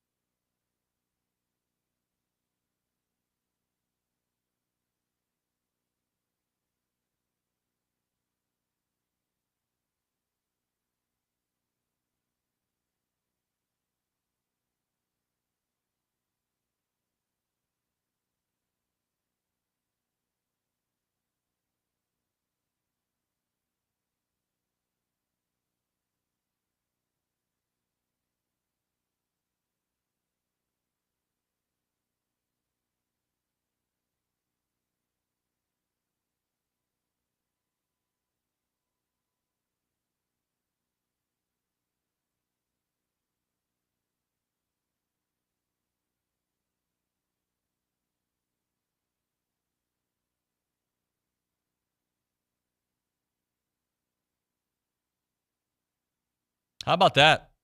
Getting some love on the text line, PG Ag and King Oaks. Justin is really, really good. Yeah, he is good. Justin Lanham will be joining us on today's Tuesday? Yeah, I don't know the days. Most Tuesdays to break down a little college hoops. Got a lot of experience, a lot of great contacts, understands the game very, very well. So appreciate him joining the program. All right, let's do this. We can open up the phone lines or the text line, 979-693-1150. If you do call us, we'll pick it up on the Brian Foley Law Hotline. Good people can have a bad day. Call Brian Foley Law at 936-596-0407, serving Houston, the Woodlands, Conroe, and the Brazos Valley. So do that. All right, let's go to the Angry Elephant News and Social Center. We got to pay off some texts, man. I know that the text line, we gave some love to YouTube earlier. We got to give some love to TexAgs.com and, of course, some love to the texters out there. What do you got? Yeah, from the text line, I want to shout out a couple people who are, 1, really loyal listeners, or 2, listening from far away. So we've got Jim from upstate New York. We've got Wixon Ag from Midland, which is basically like he's in another state. Midland is really far. How far of a drive? 9? I don't know. My old roommate used to be from Midland, and he was like, every time I would go home, it was like he had to plan his whole day around driving because you were just going to be in the car all day. All day. I'm assuming it's 9 or 10 hours, but I'm just making that up in my head. I don't think I've ever done that drive. Yeah, we've got Mike from Abilene, Julie from Houston, who's watching during work, Jason from Fred. I didn't know that there was a town in Texas called Fred, but shout out to you, Jason from Fred. And then, of course, Jim from Temple, one of our longtime texters and loyal watchers. And then from the TexAgs chat, we've got people from Cleveland, Tennessee, and Cat Spring, Texas. Yeah, look, we don't do this often, but I like kind of knowing where you guys are listening from. So thank you very much for being part of the show. I don't take it for granted. I really do appreciate you guys lending your ears, if you will, which I know sounds weird, or your eyes, or both. So thank you for letting us borrow that. Anyway, one of the things that I think Wade Taylor, the fact that he got all SEC, or what was the actual, it was SEC preseason player of the year, right? I think sometimes puts a little bit of unfair expectations on him. Wade Taylor is a phenomenal player, but in a Buzz Williams system, there's so many moving parts that have to be aligned. And I'm not saying they're not aligned. I'm just saying there's transition with this team when you are playing without certain people. And by the way, you're missing a couple of starters. Let's be honest. Like, you're missing more than one guy. And Henry is playing out of this world, which has been great. I don't know what Boots' status is. Hopefully we find that out here soon. But so much attention when your team's already struggling to score or shoot, right? Your shooting percentage is low, and you put all your attention in stopping the guard who makes the offense go. Other people have to be able to knock down their shots, and that's been a problem for this team, and I think that they will. Jay David. I remember early on, Jay David, you weren't a fan of the show, but I appreciate you listening there in Miami, Florida. Thank you very much for also. But back to Wade. The bottom line is he's going to find his rhythm. He always does. It might be against Houston. It might be a huge stretch from now until the end of the year. He's going to find his rhythm. I'm not worried about him. I think the one thing that I do want to see is what Justin was talking about when it comes to asserting their will. Virginia played a certain brand of basketball that A&M was not able to overcome. And by the way, a lot of teams can't, especially on the road. But A&M does that to others, and they just need to continue doing that. I think it'll be super interesting to watch. I have not watched Houston play this year. I have not. But I know what you can get from a Kelvin Sampson team, and it's going to be like A&M versus A&M. That's what it's going to feel like. Guys diving for loose balls, physical. They are a program that, because of the success that they've had, have been able to get higher starred players because people want to be there and win. It's going to be a dynamic matchup. So, all right, good stuff there. We'll hit a break. When we come back, Jace Sternberger. A lot to talk about with Jace, about what he's working on. I think he wants to have a media career. Maybe we can take my role here at TexAgs. We'll chit-chat with him about that, why he's pumped about Mike Elko, and Joni Taylor right after that. Right now, a moment for Caldwell Country Chevrolet, Highway 21 in Caldwell, online, caldwellcountrychevrolet.com. It is a place to get your deal, right? You want a deal on a vehicle, you go to Caldwell Country Chevrolet. And we're talking about multiple ways. We're talking about your trade-in value.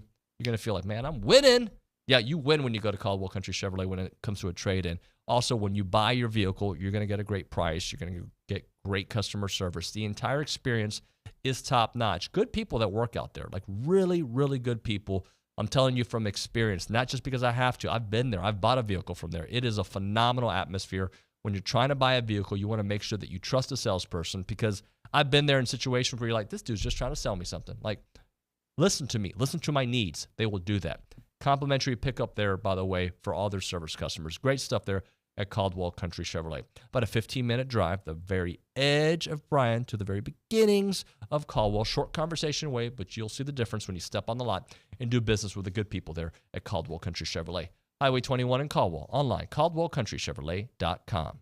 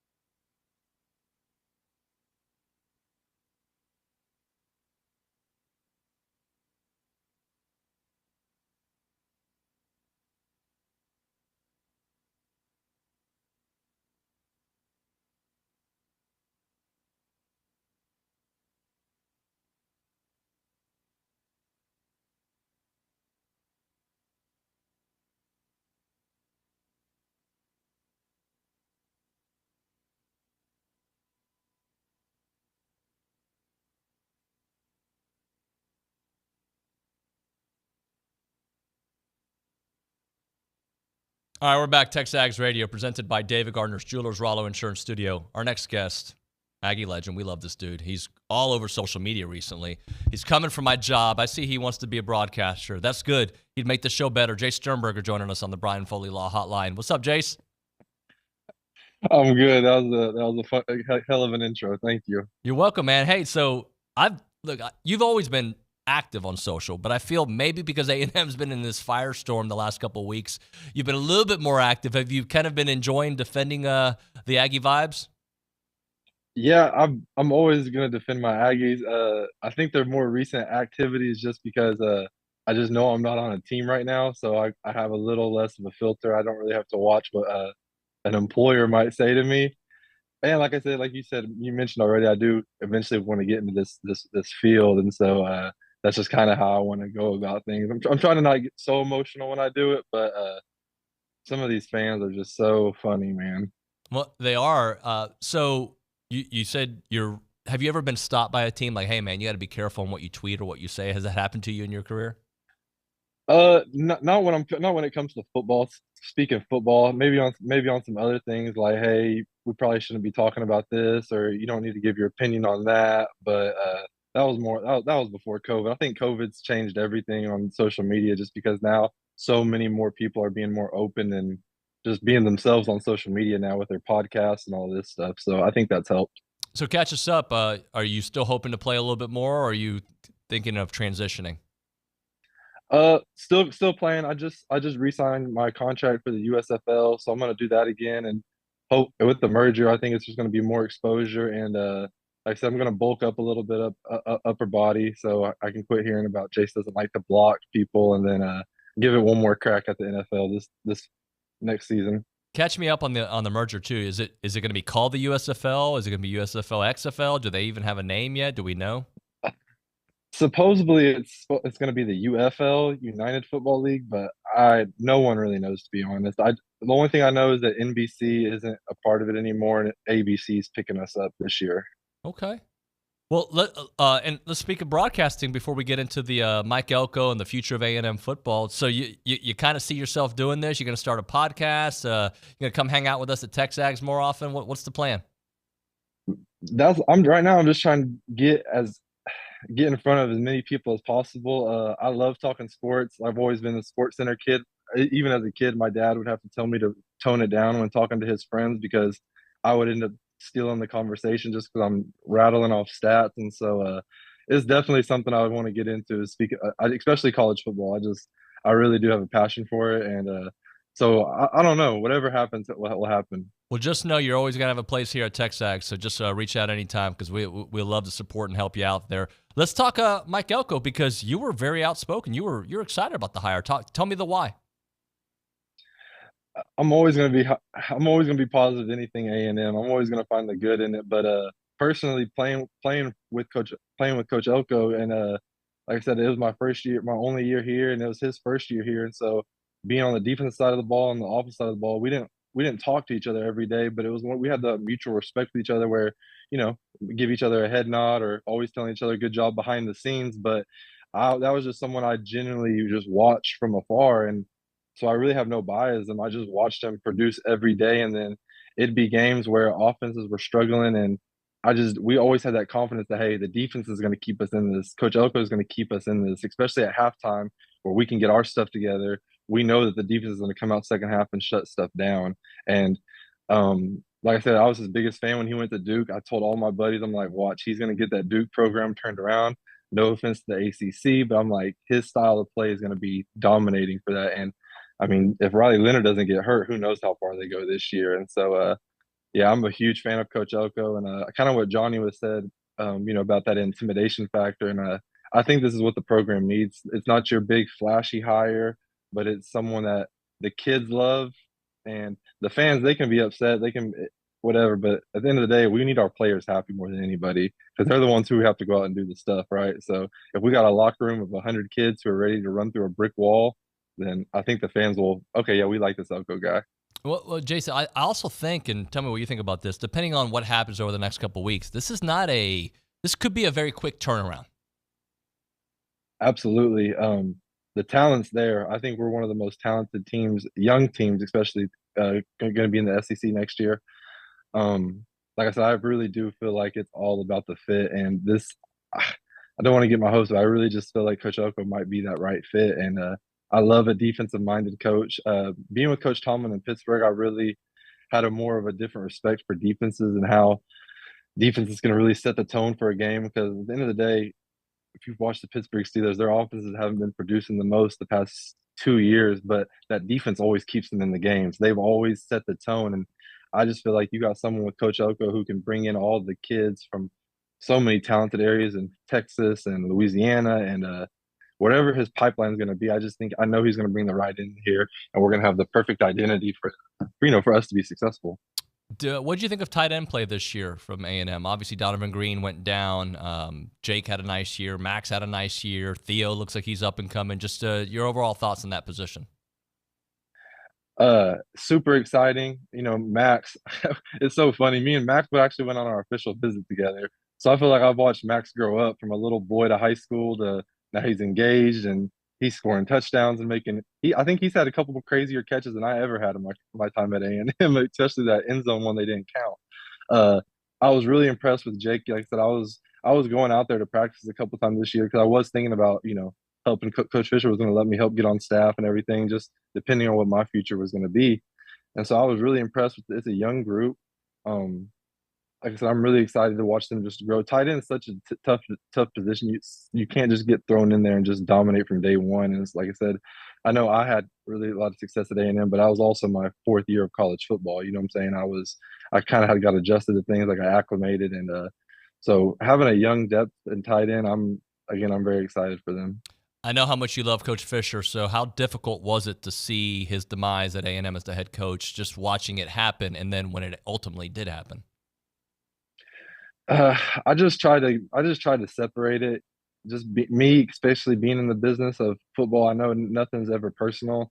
Jimbo's a great guy, and like I said, I got so much love for him off the field, especially with the Kids First Foundation, and saying his record doesn't speak for the man he is, and so things happen. It's not like he woke up every day with those intentions and that's the goals that he wanted us to happen. And it's not like he wanted Connor to break his or get hurt week 3 and be out for the year. And, there's just a lot of unfortunate things, but unfortunately that's the pros and the cons of being at such a dominant place like A&M is our standards are so high and you have to achieve those goals. And if you're not doing that, you can only go so long without having to bring someone new in. And, I think it was just time, and like I said, Coach Fisher is, like I said, that's one of the best men I've ever came across. I'm so thankful for the opportunity that he gave me coming to A&M, and so I really am just happy for him. And I know it didn't turn out the way he wanted to, but I don't think that's going to take anything away from his coaching career. Do you think he ends up somewhere else at some point? Do you think see him at West Virginia or another gig somewhere coaching again?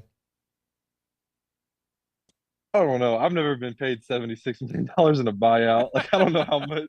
I don't know how that changes your mental, or if you do. I would love to see him coach again. Like I said, just because I was actually, when I was a kid, I was at the Oklahoma game when he had E.J. Manuel, Christian Ponder, and they got the brakes beat off of them by OU. Like I watched him his first coaching game at FSU. So it's like I will always love watching Jimbo coach. It's the nostalgia purpose of it for me, but I don't blame him if he's done. Hey, last thing on Jimbo before we move on to one more thing. What do you think ultimately caused him? Like, do you think just football passed him by? Do you think is there something you can point out like, yeah, or is it really just as simple as the injuries? It's not necessarily the injuries, and it's not a bad thing. A lot of people do this, and if you notice, a lot of coaches who do leave, they have their guys, and I just think Jimbo is such a man of his word, and he is so loyal to certain people that it kind of got us stuck in the mud at times. And I've spoke so highly of Max Johnson all year. I thought he was going to be the perfect fit for us, a veteran with Bobby Petrino. I thought it was going to be, he did do good things, but man, Jalen came in there and it was like a breath of fresh. It was like, whoa, where did this come from? And all I can think about is it goes back to last year when Connor Wigman could have, or I might have butchered his last name. He could have been starting at QB last year, but from what I heard is that maybe we're going to let Max do it because we don't want those guys leaving in the transfer portal. Max stuck it out. He rode with us. And then now he got his opportunity. And I just feel like Jimbo's loyalty kind of costed him at times. And where maybe we did need to adapt and move on, it was just sometimes we got stuck in the mud. And I don't get into all the personnel staff hires because you don't know what's going on in those meetings. But that's my opinion. Hey, let's end with this. Connor, we talked about the turnaround shouldn't be that long. So with Connor Wigman as the starting quarterback, if he's healthy, is this guy one of those guys you think will be in New York at some point in his career? Absolutely. I spoke on this last year and I did a video. I said my 3. This was before the season started last year. I said my 3 quarterbacks we got to watch are Max Duggan, Connor Wigman, and Quinn Ewers. Crazy enough, I did speak good of Quinn, but yeah, I think if we learn to pick up blitzes, I think Connor's going to be dominant. Like I think we win the Miami game. I think I'm Team Connor forever. You got it, man. Jace, that's well said, and we all agree with you, by the way. Thanks to you so much for joining us, and we'll do it again, all right? Sounds great. Thanks for having me. Thank you, Jace. Take care. Jace Sternberger there on the Brian Foley Law Hotline. He will be a regular. How about that? I got his number now, too. Texting my dude. He's like, who's this guy keeps texting me to get on the show? It'll be me. Set a break. We'll come back with Joni Taylor. Right now, we're talking Heritage Films. That's Chance McClain's company. I say his name because he's like a dear friend. And I don't like doing business with dear friends or any friends because I just feel like it can always get messy. He doesn't get messy with Chance. A, because he's the best at what he does. B, I just know his style, his personality. Artistic, funny, creative, good old boy. Daughter went to A&M. Like he loves our university, our program. And that's not the main reason he tells a lot of Aggie stories. Aggies just love telling their story, right? We have a cool history. Our university has a cool history. Our families have cool histories. Our family businesses do. Our family ranches do. And Chance will put it all together in a 2-hour documentary. That's what he does with Heritage Films. He also has Year Flicks, which is awesome, by the way. Year Flicks are these 20-minute Q&As with the kids. It could be your 6th grade year, your 7th grade year, your 8th grade year. It could be all 4 years at college, right? He's got a bunch of clients right now that their kids are freshmen at A&M or sophomores at A&M. He did a 20-minute video about, what their major's going to be, what they're into, and then he's going to follow it up in a couple years with another one. It is just awesome. Check out Chance McClain's website, yourheritagefilm.com, yourheritagefilm.com, 713-893-8341. 713-893-8341.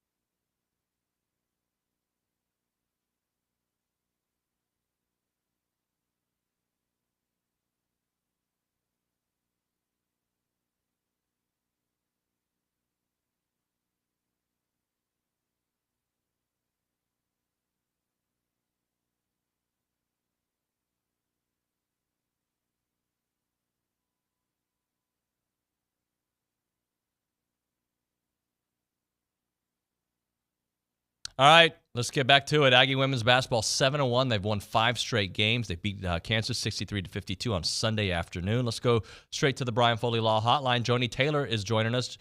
Joni, good morning. How are you? Good morning. I'm great. How are you doing? Doing wonderful. It's been fun to watch this year. It was fun last year too, especially when I felt like the team found its groove. How are you feeling about things right now as we're 8 games into it?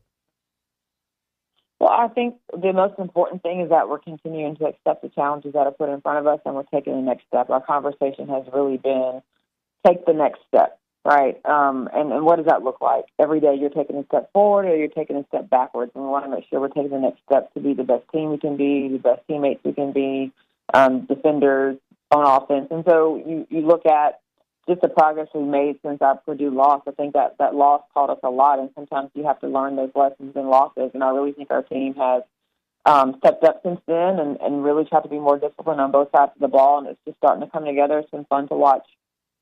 Joni, last year your team won 9 games, and it certainly found its groove at the end of the year. You have that chance to get to that number very, very soon, 7-1. What do you attribute maybe the growth to?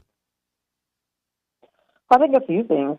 We talk all the time. You don't, grow when you're on the beach getting a tan in the sun. You grow in adversity. You grow through the storm. And we had a storm last year. We knew we were going to have a challenging year, and I think there's 2 ways to approach that. You can look at it and say, well, we'll work on getting better when we get more talent or when we have more experience. Or you can try to grow and get better during the hard times. And our returners did that. Last year, they got a lot of game experience. They worked on their skill set. They got in really good shape. You look at their bodies returning this year, like they just are in such better shape than they were last year, and their bodies reflect that. And then we obviously added some talent to our roster with our freshman signing class and our transfer signing class. So you take the combination of those 2 things, the experience that our transfers bring and the talent they bring, and then, again, the hard work that our returners put in, and that's the result. I'm looking at some of these numbers. The transfers that you brought in all are averaging 10 points a game. Just that is one of the beauties of the transfer portal. I know there's a lot of horror stories out there, but getting immediate help and people who can contribute right away. It is, and I think for us, we've benefited from the portal when we've used it, but we have some hard rules about it, and we never are going to compromise integrity and culture for talent. And we were really fortunate this year that the young ladies who we were able to sign out of the portal were all women who we had relationships with. That's a hard no for us. We will not take anybody out of the portal who we did not know before we went in the portal. So if we didn't recruit you out of high school or we don't have another relationship with you from, like, for instance, Lauren Ware, I coached her with USA Basketball. So I knew her character, I knew who she was going to be off the floor and how she was going to represent our team. And so, again, we were fortunate that the 4 transfers that we signed, we knew very well or had a relationship with them because we recruited them out of high school. So, obviously, we talked about the team growing, but how about Janiyah in particular, leading your team and scoring 13.5 points a game? Where have you seen her game change? I think Janiyah had a really good summer. She really worked on her skill set. She got herself in great shape. She obviously played with USA Basketball on the America team, so she played basketball all summer long. But I think for her, she's just really settled into her role as a leader. I think last year she felt a ton of pressure to have to do everything for our team, not only try to lead, and she didn't really know how to lead as a freshman, but she tried. And I think also feeling the pressure to have to score, like so much of our offense was relying on her. And so she was super excited to welcome the additions to our roster because she wants to be a part of a team who has other really good players on it. And I think what you see now is her playing free and not as pressed because she knows that she has teammates to the right and left of her who can help her carry the load both offensively and defensively. And I think the last thing I'll say is that she's just a lot more consistent. And that is attributed to all the things that I said before, her working on her own game, the confidence she has in her game, her being in great shape, and then having great players around her. Joni, tomorrow, 11 a.m., Lamar. Talk about the matchup. Also, if you hear a very loud little girl, that'll be my daughter, Isla, who will be in attendance. I know there's going to be a lot of loud kids. It'll be a fun atmosphere. I'm so excited about the school day game. It is one of my most fun games of the year. I look forward to it. Number one, it's an opportunity to get some elementary students in here who may have never been in Reed Arena, who may have never watched the Aggie women's basketball game. And so what vision will it give them? What dreams will it open up for a young boy or a young girl who gets to come into this arena? Maybe they decide to come to school here. Maybe they decide to go be an athlete, play basketball. Maybe they go home and say, hey, I want to go back. Let's buy some tickets. Who knows? But what a great opportunity. I think it also, it's a chance to bring Aqua Franklin home. She's the head coach at Lamar. Obviously, she's a decorated player here.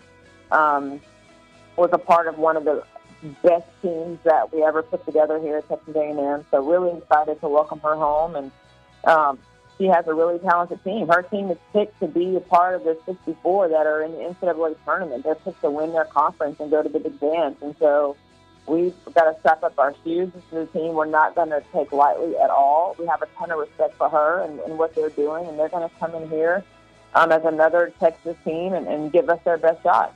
Thank you, Joni. We'll talk to you soon. Thank you. You can hear the Paul Feinbaum Show weekdays 2 to 4 here on the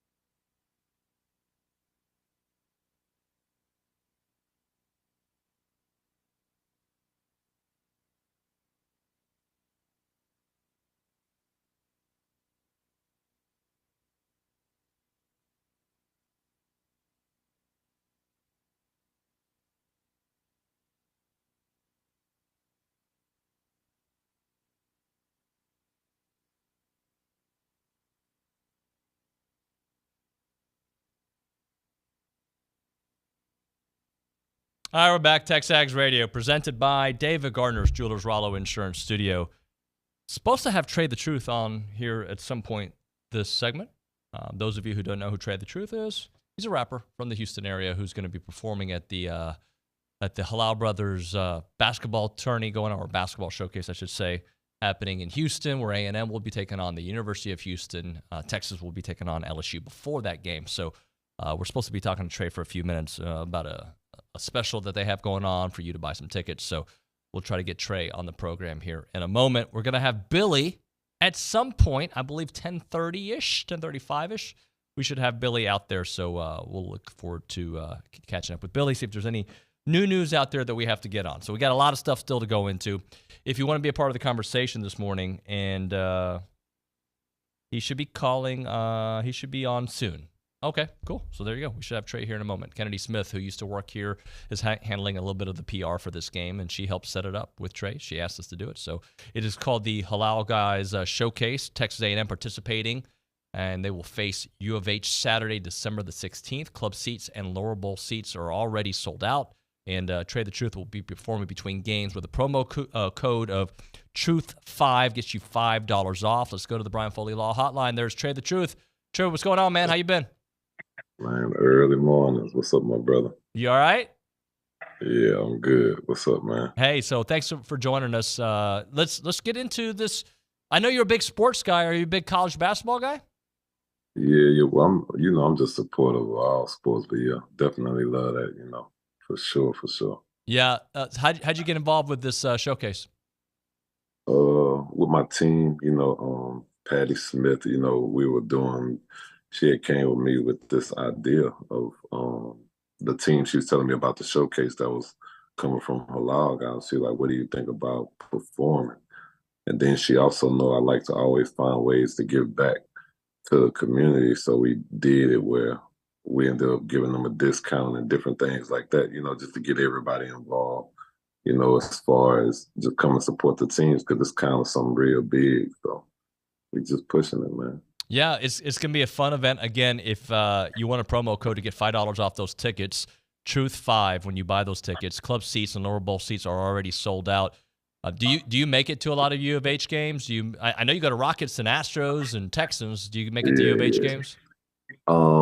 Basketball, I didn't. I know during the football season, we did a couple of things behind the scenes, and even during my holiday trade day, we do a lot of stuff with U of H, but definitely want to be supportive for sure right now. And then my album just came out. My album, the deluxe version, comes out one day before the game, so it'll be my first actual performance and appearance since the new album comes out.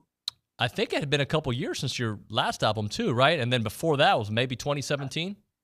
Yeah, it'd be long spurts, but it'd be like that because every time I get ready to put out music, something happening across the world, whether it be a disaster, a family in need, or something like that. So I always tend to put the music to the back burner. And my actual official album, it came out October 21st this year, which is Stuck in Motion, and the deluxe comes out on December 15th. How did you become a philanthropist? How did you become somebody who constantly is going where there's need? How did that become part of your DNA, especially as your celebrity rose in Houston? I think that's just part of me since birth. I mean, I tell people I don't really do it as far as the title. I think that's just naturally in my heart. My kids are the same way, so I don't think it's that I started. It's just it's always been in me. And then as I think about it, my first award came since 98, 99 from doing stuff in the community. So I've been doing it a long time. I think a lot of people didn't catch on till probably Harvey, but I had been doing it for a long time. Talk to me about your foundation, ABN. Yeah, Angel by Nature. So, of course, on the rap side, it was just ABN and the brand ABN with everything that I do. So I wanted to find a way to brand a foundation, and we came up with Angel by Nature. It's been here probably maybe 16, 17 years. So I've been doing it a long time because Trade Day this year was year number 15. So, but we specialize in everything. Like I wanted a foundation where I didn't just say I only want to focus on homeless people. I don't want to focus on the children. I want to focus on everything. So anything and anybody in need, we figure it out. Like funny story, when it comes to the hurricanes and tornadoes, I'm a rapper. I do not know how to cut trees, do none of that, but we get it done. We figure it out. Any situation come, we go and get out there, boots on the ground, and make it happen. Trey, our audience is all over the country, but obviously in the state of Texas, we do have a huge contingent in Houston. Talk to me about what you're seeing from the Texans. Man, shout out CJ Stroud, shout out Shaquille, everybody over there, man. They're doing their thing. This is probably, and you can correct me, this is probably one of the best years we've had in a long time. So, it's definitely a major story because I feel like, I don't know, we just got to a point, there was so much going on. It was just like, it's cool football, we're going to support it, but we watching everybody else root for all their teams. But then CJ came and making them a believer. Yeah, and I feel like he's just getting started. He haven't even polished up all the way yet. So no, it's been fun to watch. Let's talk about your performance quickly. Will you be playing a little bit of your old songs? You're all from the new album. Have you figured that part out? I'm gonna try. I haven't even. I'm in the dilemma of trying to figure it out. Because sometimes you always want to get out there and do some of your classics that everybody know. And then sometimes as an artist, you want to get out there and do the new stuff to get them familiar. So we'll figure it out. Either way it go, I'm excited. My team at Relevant, like I say, they put it together. I want everybody to get their tickets really because we just need support in general because, these college kids, talented, and they laying it all on the line. And, of course, with us being in Houston, I wouldn't be mad if something from Houston win, So we're gonna get out there and rep. Yeah, well, you got Houston versus Texas A&M. Obviously, A&M, an hour and 20 minutes away. You've got LSU versus the University of Texas. 4 brand programs going out there with a lot of, rivalry in it as well. Yeah. And all of them got their special. So we're gonna get out there, man, and just support and just have a good time. I probably may come out there and do a bunch of giveaways too, but we're gonna have fun, man. We're gonna make it big. The album will be released the day before. So again, man, the album called Stuck in Motion, so that's what we're gonna be doing on the 16th. Be stuck in motion out there, and people better not be stuck in motion when buying these tickets. They better act now, right? Because it's gonna go fast. Yeah, definitely. They got to make sure they get it, and it's only right. Just go there, put the code TRUTH5, and get your discount, man. That way you can get enough for you, your family, whoever you want to take. Well, Trey, I appreciate you joining us. I know how much you do for the community, and thanks so much for spending a few minutes with us here. I appreciate you, brother. Take care. Trey the Truth on the Brian Foley Law Hotline. Appreciate his time here on the program. As I'm looking forward to that. Look, A&M's got a little bit of business beforehand to take care of, right? They got DePaul, then they've got Memphis, and then they've got the Houston game. Huge stretch for Aggie basketball, no doubt. A huge stretch.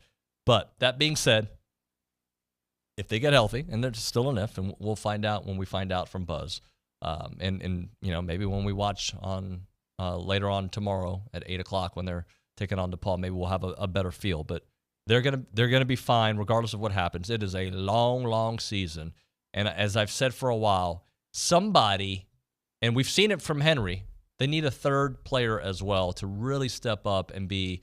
Look, Wade's gonna do his thing, leading the team, 18.5 points per game. He's going to find his shooting rhythm, right? That's going to happen. Henry has just been on this tremendous tear, and we need to see more of that. But there's got to be a third player that pops up, right? And if it's Boots when he gets back to out there, if it's another player who steps up, on one night it might be Hayden Hefner, maybe it's Jace Carter, maybe it's Eli Lawrence, but there's got to be somebody else that really gives you those minutes. And by the way, we've seen a lot from Solomon Washington as we talked to Justin Lanham. His game certainly is a big part of what we're going to see. All right, if you want to be a part of the conversation, you can do that a couple different ways. You can text us on the hotline, 979-693-1150, 979-693-1150. A lot of you guys are texting in from where you are. I'm surprised that it's still going on. I appreciate it. We've got Austin listening from Greensboro, North Carolina. I feel like Josh Pate at the beginning of his show where he's like, we've got Wilmington listening. We've got Austin listening. We got College Station. Like, that's kind of how it feels. We've got Louisville, Kentucky, Chase in Louisville listening. We've got Matt in Canada listening from Calgary, Alberta. Hello. Alberta says hi. And then this random one, Bus Driver 88. He says, I miss Magnum PI. Is that a shot at Luke? Is that a shot at Luke Evangelist? Because I miss Magnum PI. Maybe he misses the show of Tom Selleck, but I miss Magnum PI. To me, just seems like an interesting one to say. I assume that's I miss Luke Evangelist, but you don't have to go that far to find Luke Evangelist. I saw him running through the hallway, streaking there at the Angry Elephant Youth and Social Center. Luke Evangelist. Hey, David. Leaving me no time to get situated or settled with my belongings. How are you doing? Were you recording something? No, I was just helping Jamie and Katie with something. Nothing too big. What's up? Nothing. I just saw you running, and Jeez, I assumed it sounds like it's like a problem to ask him to. Yeah, God do his forbid you do your job. real job. Sorry, God Luke. forbid. No, sorry, I'm just a little bit out of breath. Dude shows up at 7:57 and runs to. Yeah, I noticed. And then I'm not around to read text messages. Okay, I can read a text message. No, it's good. I got it. Okay. Morning, guys. Do you know if we have Kingsbury as a target for our OC? I have not heard that name other than message board fodder, and I'd be okay with it. But we'll talk with that with Billy. Look, this is what I think, and you guys can disagree, or you can agree, or call me Maroon Kool-Aid guy, or call me just sour grapes, because there are some people who think that I'm only negative, and there's some people that think I'm only positive. I am what I am. And at the moment, it changes, right? And I think all of us can kind of ride this wave of emotion when it comes to all Aggie athletics, but Aggie football in particular for the moment. I think there's a lot of things at play right now. There are contracts at play. There are games at play. And there's negotiations at play. Now, I don't know what Cliff Kingsbury's contract is at USC or another dude at this place or another dude at that place, right? I don't know their contracts. I guess I could Google and go on Sport Track or Sport Tack, whatever it's called, and figure that out. But these things don't go as fast as we want because there's a lot of things at play. There's another school at play. There's a contract at play. There's a game to be played potentially for some of these schools. If they're playing in the playoffs, they're probably not going to be in the mix, right? Like, you're probably not going to take an OC from a team that could win a national championship. I just don't see that happening because they're already where they need to be, and they're already going to probably get a raise, right? So so think about some of the other schools, and I do think they're going to act fast. Luke, it sounds like you're touching the mic like you wanted to say something. I was just going to agree with you. Oh, really? What did you agree with in particular? The part where you said you're probably not going to take a coordinator from a national championship team. I think the one instance of that happening was when Dan Lanning took the Oregon job, and that was announced before the national championship when he was with Georgia. But he finished the season, though. Yeah, he did finish the season, but other than that, I can't think of another example. Yeah, and look, examples are made to be broken. Money talks, opportunity talks. If there's somebody who wants to be in the Texas area, that can change the equation. But look, I choose to be cautiously optimistic with everything that's at play right now. And I know that's not but I have a feeling they're going to get the right guy. So I put my trust. Look, I trusted Jimbo. And up until midway of this season, I thought he was going to figure it out, right? You've heard me say that 100 times. I was wrong. I'm sorry. He was the head coach. What do you want me to do? Like, I know some of you like to write the story, after the Appalachian State game, that was over. And you might have been right. But I did believe with the right tweaking that this team, there are teams that win that. There are not, I don't want to say teams, but there are teams that get to the playoffs that I don't think necessarily have elite coaching sometimes. It's talent. It's sometimes coaching. It's the coordinators. I think one of Jimbo's biggest issues was, and I think Jace was basically alluding this, is trusting people to do certain jobs that maybe weren't the right guys because of how his relationship with how much time he had there. For this particular team, I believe Mike is going to get the right staff in place. You can't use Duke as a copy and paste of their success in the ACC. Not automatically means success here in the SEC. And by the way, Jimbo came from the ACC, and Mike Elko's coming from the ACC. But everything he has said so far, I'm buying. And I think why we've seen less guys enter the portal so far. And remember, A&M, they weren't the first team to fire a coach, but they were the first prominent team to fire a coach, right? Am I right about that, Luke? First prominent team to fire a coach? So, like, people could have gone in the portal a while. I think the reason it's been a little slower, and there's going to be more guys. There's going to be more guys that are going to hurt. Like, we know that part of it. But the fact that it's been slow, I think he is, I think these players are intrigued by him. We did not see a mass exodus when Elijah left, a couple days ago. And that's still very possible. There's some guys talking about it. I guess my point is, he has earned my respect and my time. Let me rephrase it. I respect what he's doing, and I'm going to let him play it out. These things are never fast.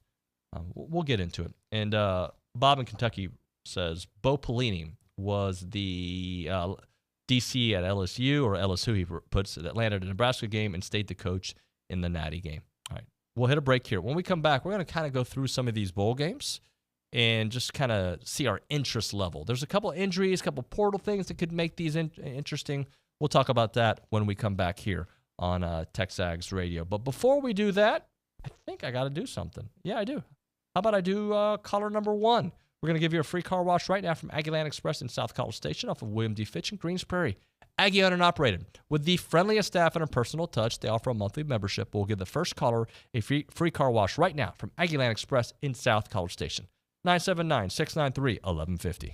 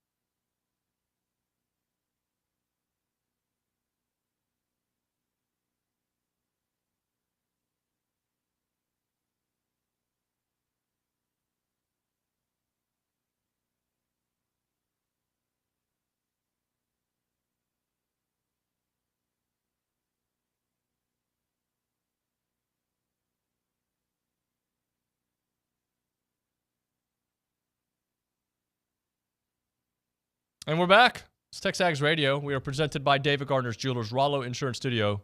It is not the go hour. My muscle memory wanted to go back to that. Let's go to the Angry Elephant Youth and Social Center.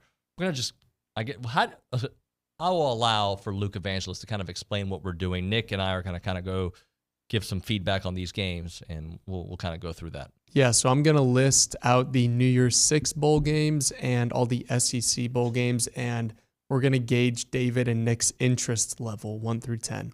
So let's start it off with the Cotton Bowl, number 7 Ohio State against number 9 Missouri. 3. Not interested. Yeah, with half of Ohio State's team gone now, it feels like I'll go 5 just because I'll be interested to watch Missouri. But again, I don't think it's the same. You know, you can't have the same interest level when it's not the same Ohio State team we saw play Michigan a couple weeks ago. Yeah, look, Missouri might.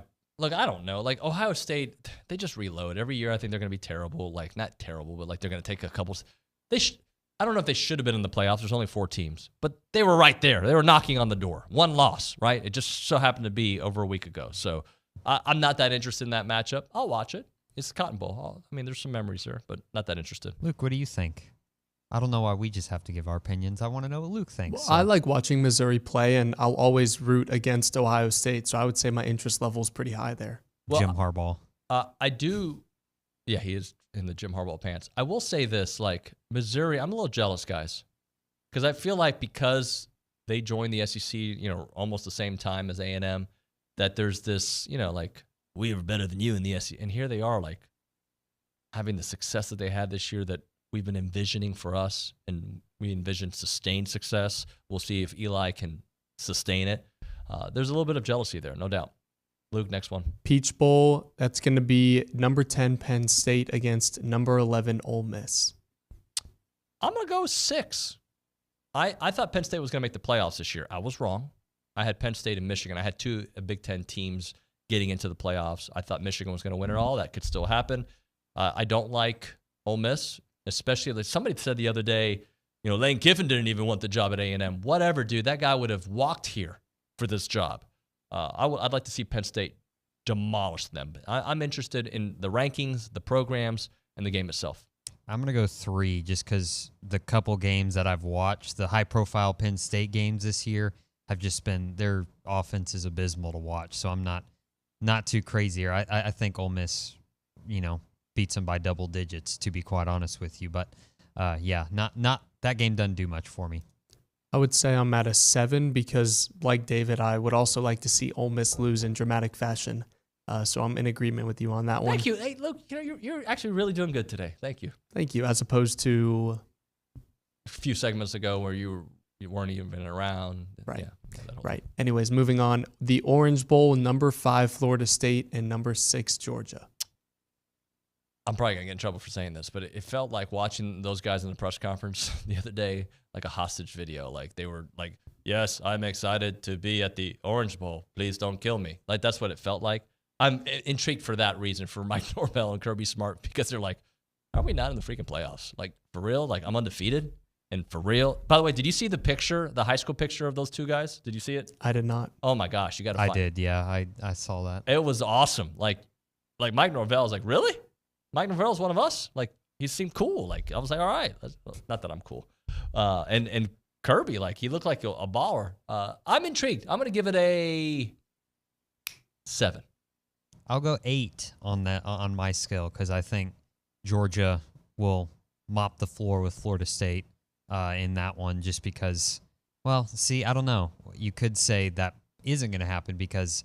Weren't they left? When were they left out of the playoff and they played like Baylor or something in the Sugar Bowl, or was that Texas?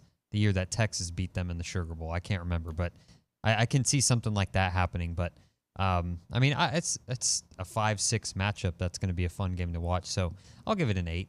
An 8. All right, Luke, do you have a score? I'm probably closer to a 7 or 7.5. I think the whole country's behind Florida State given what happened and. Georgia, like you said, that Sugar Bowl against Texas, they weren't exactly motivated to play as the typical SEC. When the SEC team doesn't show up in the bowl game, it's just, they weren't motivated to play. So I'm intrigued to see what happens there. And then next up, we have the Fiesta Bowl, number 8 Oregon against number 23 Liberty. Not interested at all. Like a 3. Let me make sure I phrase it like this. I'm gonna probably watch almost all of these games, but I don't know if it's appointment viewing, right? Like, oh, I've got to watch this game. That's how I'm kind of. If college football's on and it's a bowl game that of substance, I'm gonna probably stop and watch it. But does it do anything for me? Like I don't even think we know if like Bo Nix may not play, right? I think he came out and said, I'm not going to say that. I don't know that for a I think fact. he said he wasn't sure. Yeah, I don't know. I think he said he wasn't sure. So, all right, I'll give it a 4. I'll change it to 4. Hold on. I'm gonna take this a different direction. So let's just say this year was a 12-team playoff, right? So the 12-team playoff is gonna give outside of the Power 5 conference, the highest ranked team there a chance into the playoff, right? That's gonna be expected. Do we really think that that's fair to every? What is Liberty ranked? 25th, 23rd. Do they really deserve a chance? Let's just say again, this year was the 12-team playoff. Why did they get to jump all these schools and just get thrown in there like that? To me, it just doesn't seem fair, and I don't think that should be the way that they go about the 12-team playoff. There's nothing fair about college football, though. I mean, that's like, if I understand, like, there's so many freaking teams, like, they're just not in a good conference. They have built themselves a nice program. So with a 12-team playoff, I don't think they're going to win. But, yeah, give them a chance. It's like March Madness, right? Like, except March Madness are known for upsets. I don't think we're going to see the same caliber of upsets with a 12-team playoff. But that's different, though. I feel like, you get 64 teams into the March Madness bracket. You get 12 teams into the college football playoff. But, like... Are they the highest ranked? Yes. Louisville's dropped completely from that? Well, Louisville's Power 5. Liberty's the highest ranked.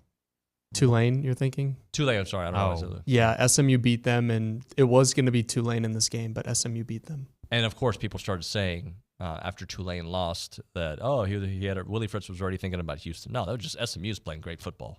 All right, did you give your score? Mine is 2, and I'll give you 2 reasons why. 1, 2. 1, I would like to see what uniforms Oregon wears, and 2, I want to see how bad Oregon beats them. I think they might beat them by 40 or 50.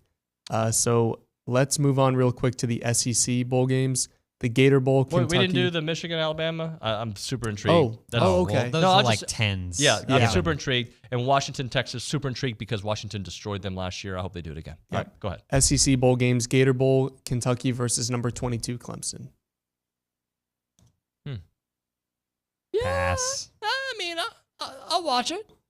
That guy could have been our coach. Former I'll watch Texas A&M head coach. I'm just kidding. Mark Stoops and Dabo Swinney, 2 names associated with the A&M job that was never going to happen, or at least one of them.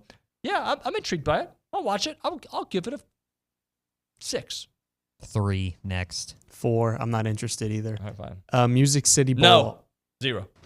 Okay. What is this that one? was Auburn versus Maryland. I'm not interested either. 0 pass. In fact, I will, if I see it, I will unsubscribe from YouTube TV because they showed it as an option. If it's, when they do that home screen, like, hey, watch this game, they do that, I'm out, YouTube TV. I'm out. Okay, well, I've got a matchup that maybe you will be interested in, the Cheez-It Bowl. Who woke up feeling the cheesiest between number 21 Tennessee and number 17 Iowa? I was in at 0. No thanks. That's a hard pass. Yeah, I want to see Tennessee take them to school. So, yeah, I'm going to go 6.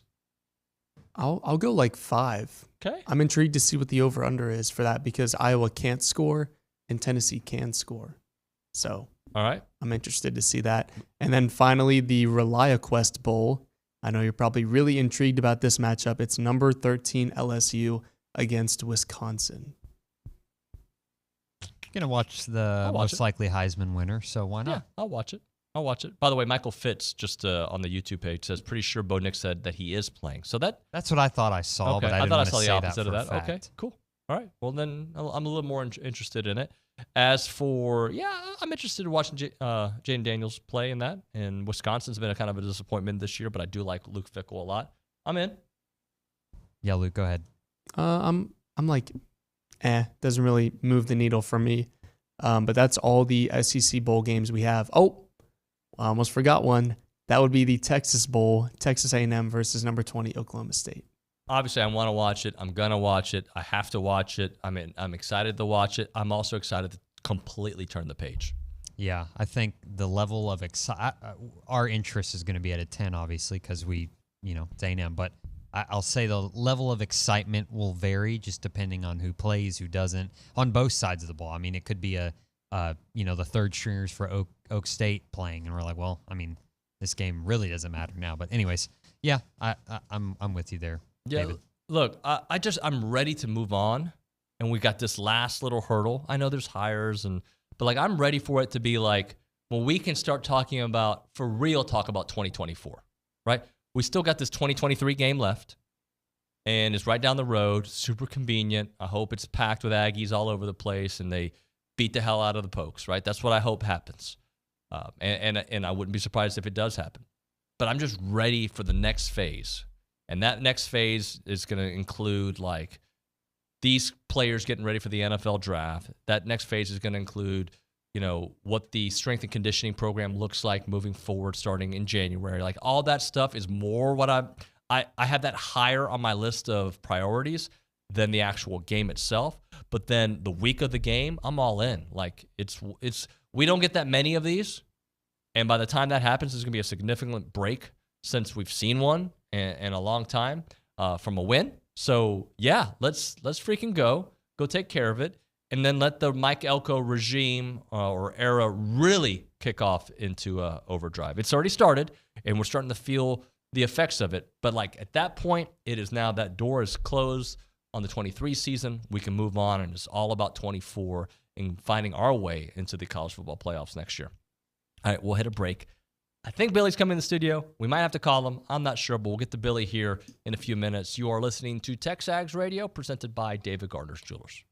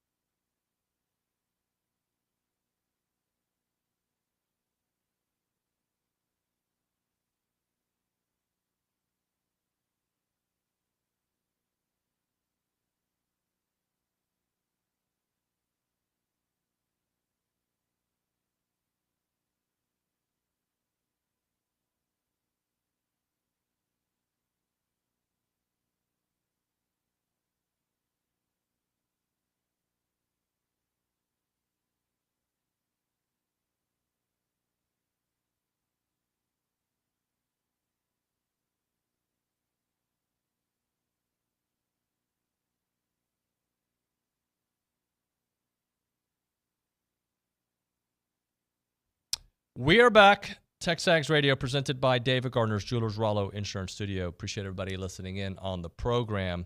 I know that Luke was doing a little bit of research. The new RPI came out, or the new net came out, I think overnight, right? A&M is at what now? A&M's at 15 in the men's NCAA net rankings. Ohio State is 20. They've beat them. Iowa State is at 13, and they've beat them. And then their loss came to number 11, FAU. And I've not seen Virginia yet. So I believe that Virginia loss is hurting their ranking. But 15 in net is pretty good, and they're 7th in the RPI, which is about where you want to be if you want to be a top 4 seed. So good resume so far. Yep. Let's as we wait for Billy, let's get to the text line. I know we got a couple texts that have come in.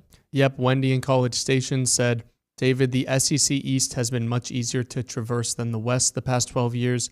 I think we would easily be in Missouri's position if we were in the East. The only good thing about expansion is removing the divisions and forcing the East teams to play the West more. I'd say yes and no. The last 2 years have not gone as planned, regardless of who's on the schedule. And with that, we've got Billy Liucci here in studio. Wendy sent in a text in College Station that the SEC East has been much easier. And how did it finish off, Luke? If A&M were in Missouri's position, they would have the success that Missouri had. And I don't think these last 2 years that would have been the case. I think they are who they are. What do you look I like that shirt. Thank you. Fiore.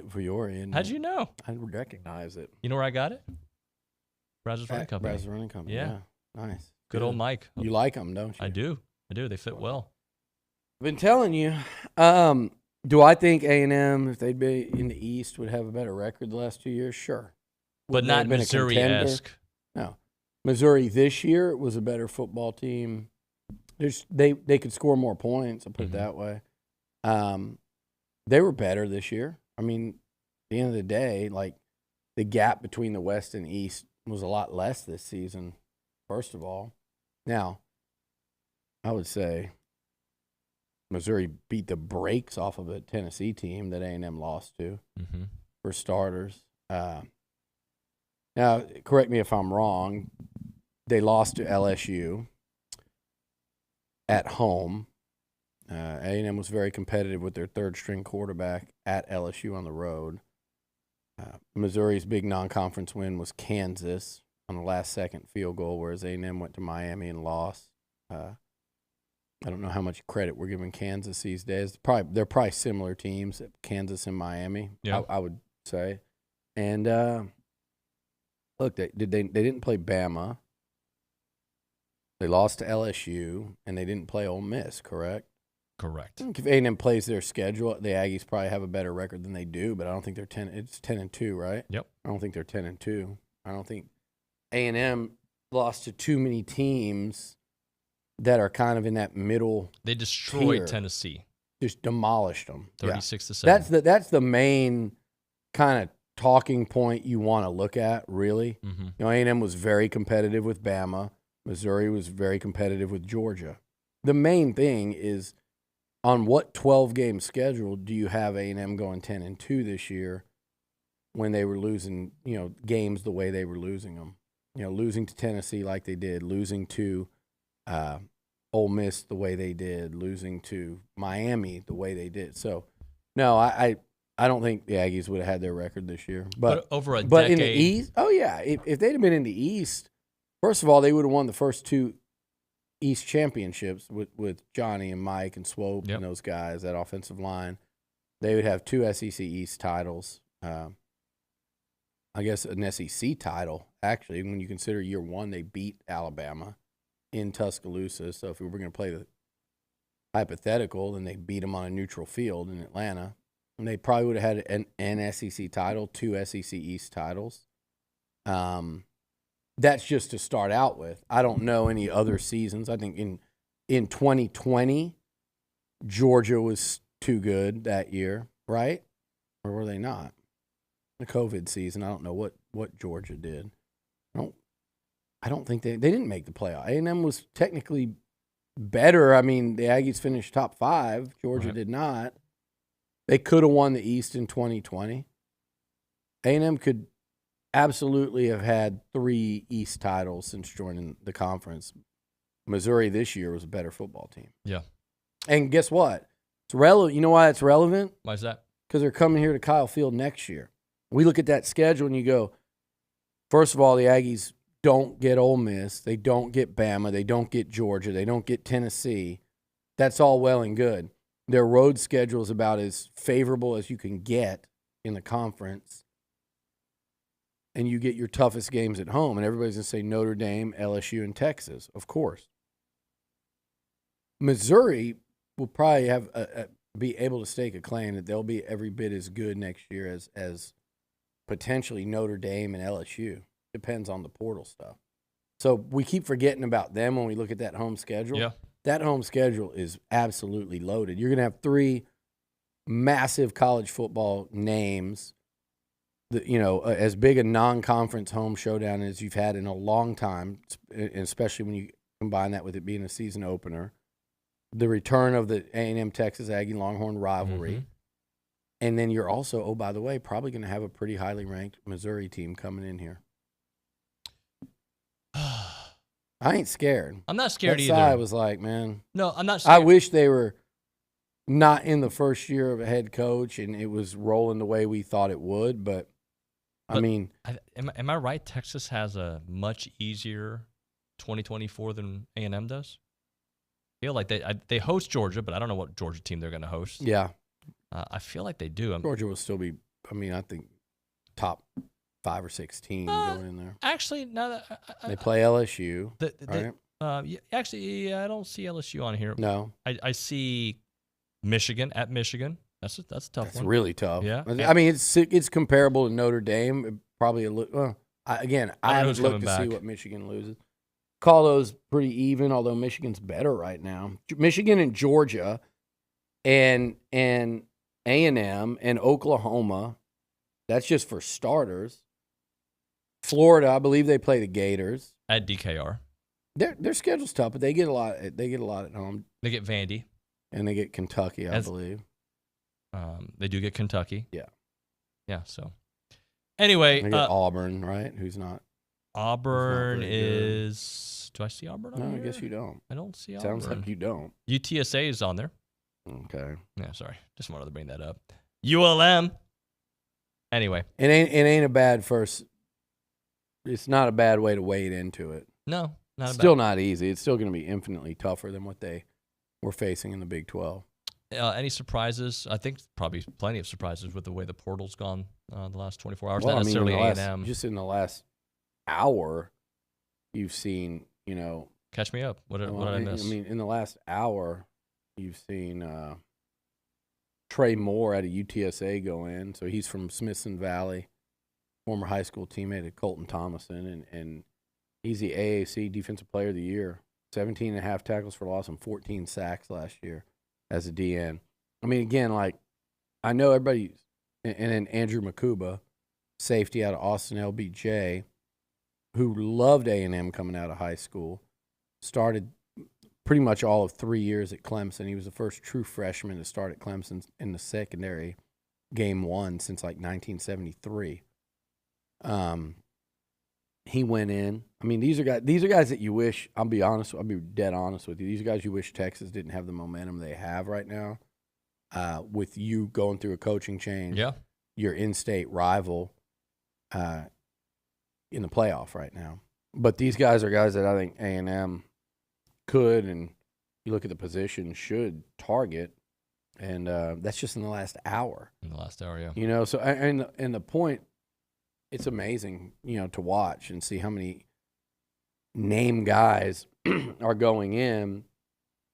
I'm telling you, if you're really good at this thing, you can field a damn good team day one. What A&M, I think, needs to be careful of, and Mike Elko, is you don't want such a new team that your first month of the season you're not very good. Right.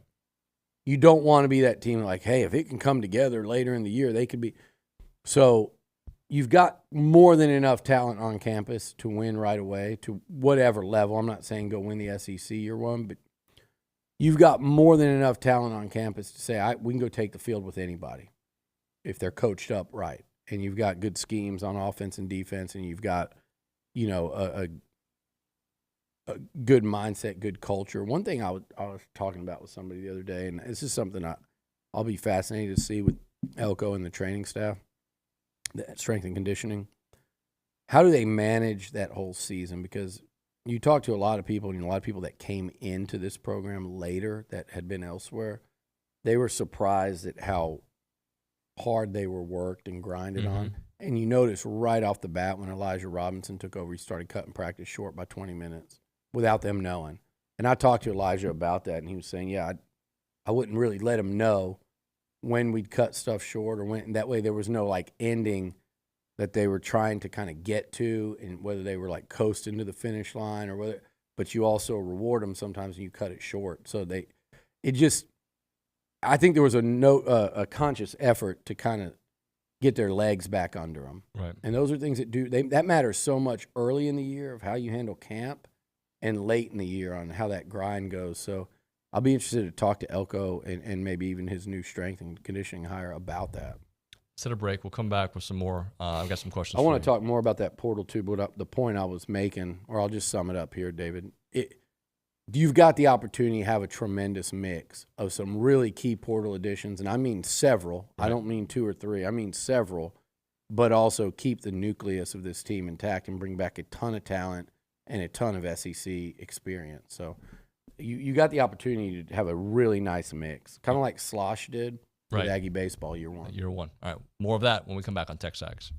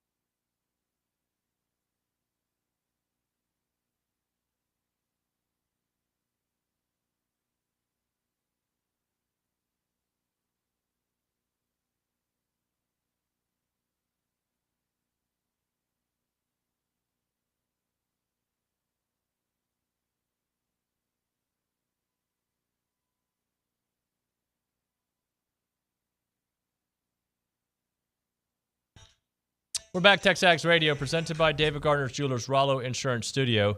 Billy's with us. Steve Wiltfong from 247 is saying Derek Miller is now the general manager at Texas A&M, coming over with head coach Mike Elko from Duke. Past experience includes LSU, East Carolina, and Bowling Green. They're doing it. They're getting the GM. They're doing it. They're doing it. They're doing the thing. Well, they're getting a GM, something that I think. Yeah, we've talked about that for a while. Yeah, I mean, and I love the idea of this, and I said it from day one. I thought Elko was going to be very organized in terms of the infrastructure of that entire operation over there, and it's going to be, you're going to have a GM. You have to have that in 2023, 24, moving forward in college football. You have to have this player personnel director sits atop a department in your infrastructure to say, we're going to manage this roster day to day. There's also going to be recruiting director. You're going to have all of the, you're going to have an ops guy. You're going to have the recruiting. You're going to have the general manager. You're going to have I think there's going to be an emphasis on portal. Almost, I wouldn't be surprised if it was a separate, not a separate entity, but. That's how it is in the NFL. You got your it's different. Yeah, you've got your guys on the team and the contract and what you're doing there. You've got the draft, the director of scouting and stuff. College and scouting. You've got the free agency and that type of, and that's how you have to do it now. So I love the title of a GM. I know there are coaches out there that are allergic to giving someone that title because they're scared that would empower them more so than the head coach is comfortable empowering somebody. And some of these old school guys want they want it to seem like it's their show, their whole, and it is. And that's what they don't understand. It still is. But you need a GM, a director of scouting.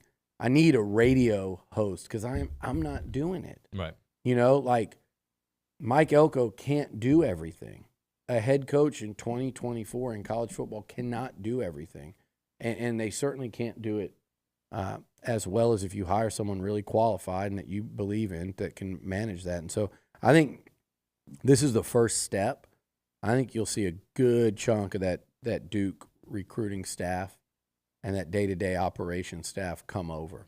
Good. And I think he's going to be really comfortable with bringing a large portion of that group with him because I think he was really happy with where it was going. And look, it's not about where you've been. There is a level to kind of seeing, okay, this is the bigness of all this. Yep. I understand now that we're swimming in different waters. That's why it's good to have Elko have had been here. Like if you hired someone from a smaller place like Duke, even though they're ACC now, this is not like a G5. I mean, G5. And him being here does change that a lot as well. But I also think, like, look, what made Marshall Malco so great and effective while he was here was his makeup, his attention to detail, his willingness to grind, his willingness to break through with Jimbo and get accomplished what needed to be accomplished. Like, that's what made him so effective, to motivate and inspire that team of his to be coordinated and to work and get crap done. And that's what he's doing at Oregon too. It's about the person and the work ethic and their ability to do the job. And I think that's what he's fired up about Derek about. Can I interest you in maybe spending 2 minutes on the YouTube rewind? Because we're out of time. That's it. Sure, you can interest That's it. Yes. Yeah, you like the way I phrased that? Like, I thought you had some watches to sell can I me interest or you in this, something. Swatch watch from 1986? Did you have a coat? Did you have a Swatch? Can I interest you in a Rolex? I did have a Swatch. Of course I did. Of course. They're still out there. I saw them in a store the other day. The face guard too, that little guard that you put on top of it. Rubber guard. Yeah, good times. I like Swatch watches. That's Billy Liucci. I'm David Nuño. Tomorrow on the program, John Harris will join us. We'll have Tom Schubert joining us. We'll have Ryan Broniger joining us. We'll pound the rock. Tap Bentz. No, Tap can't make it tomorrow, but Hop will be here for a little bit. The show tomorrow ends early because of Aggie women's basketball. It'll be still a great show. It'll end at 45 after, just so you're aware. All right, that's going to do it for TexAgs Radio on a Tuesday. We'll see you mañana.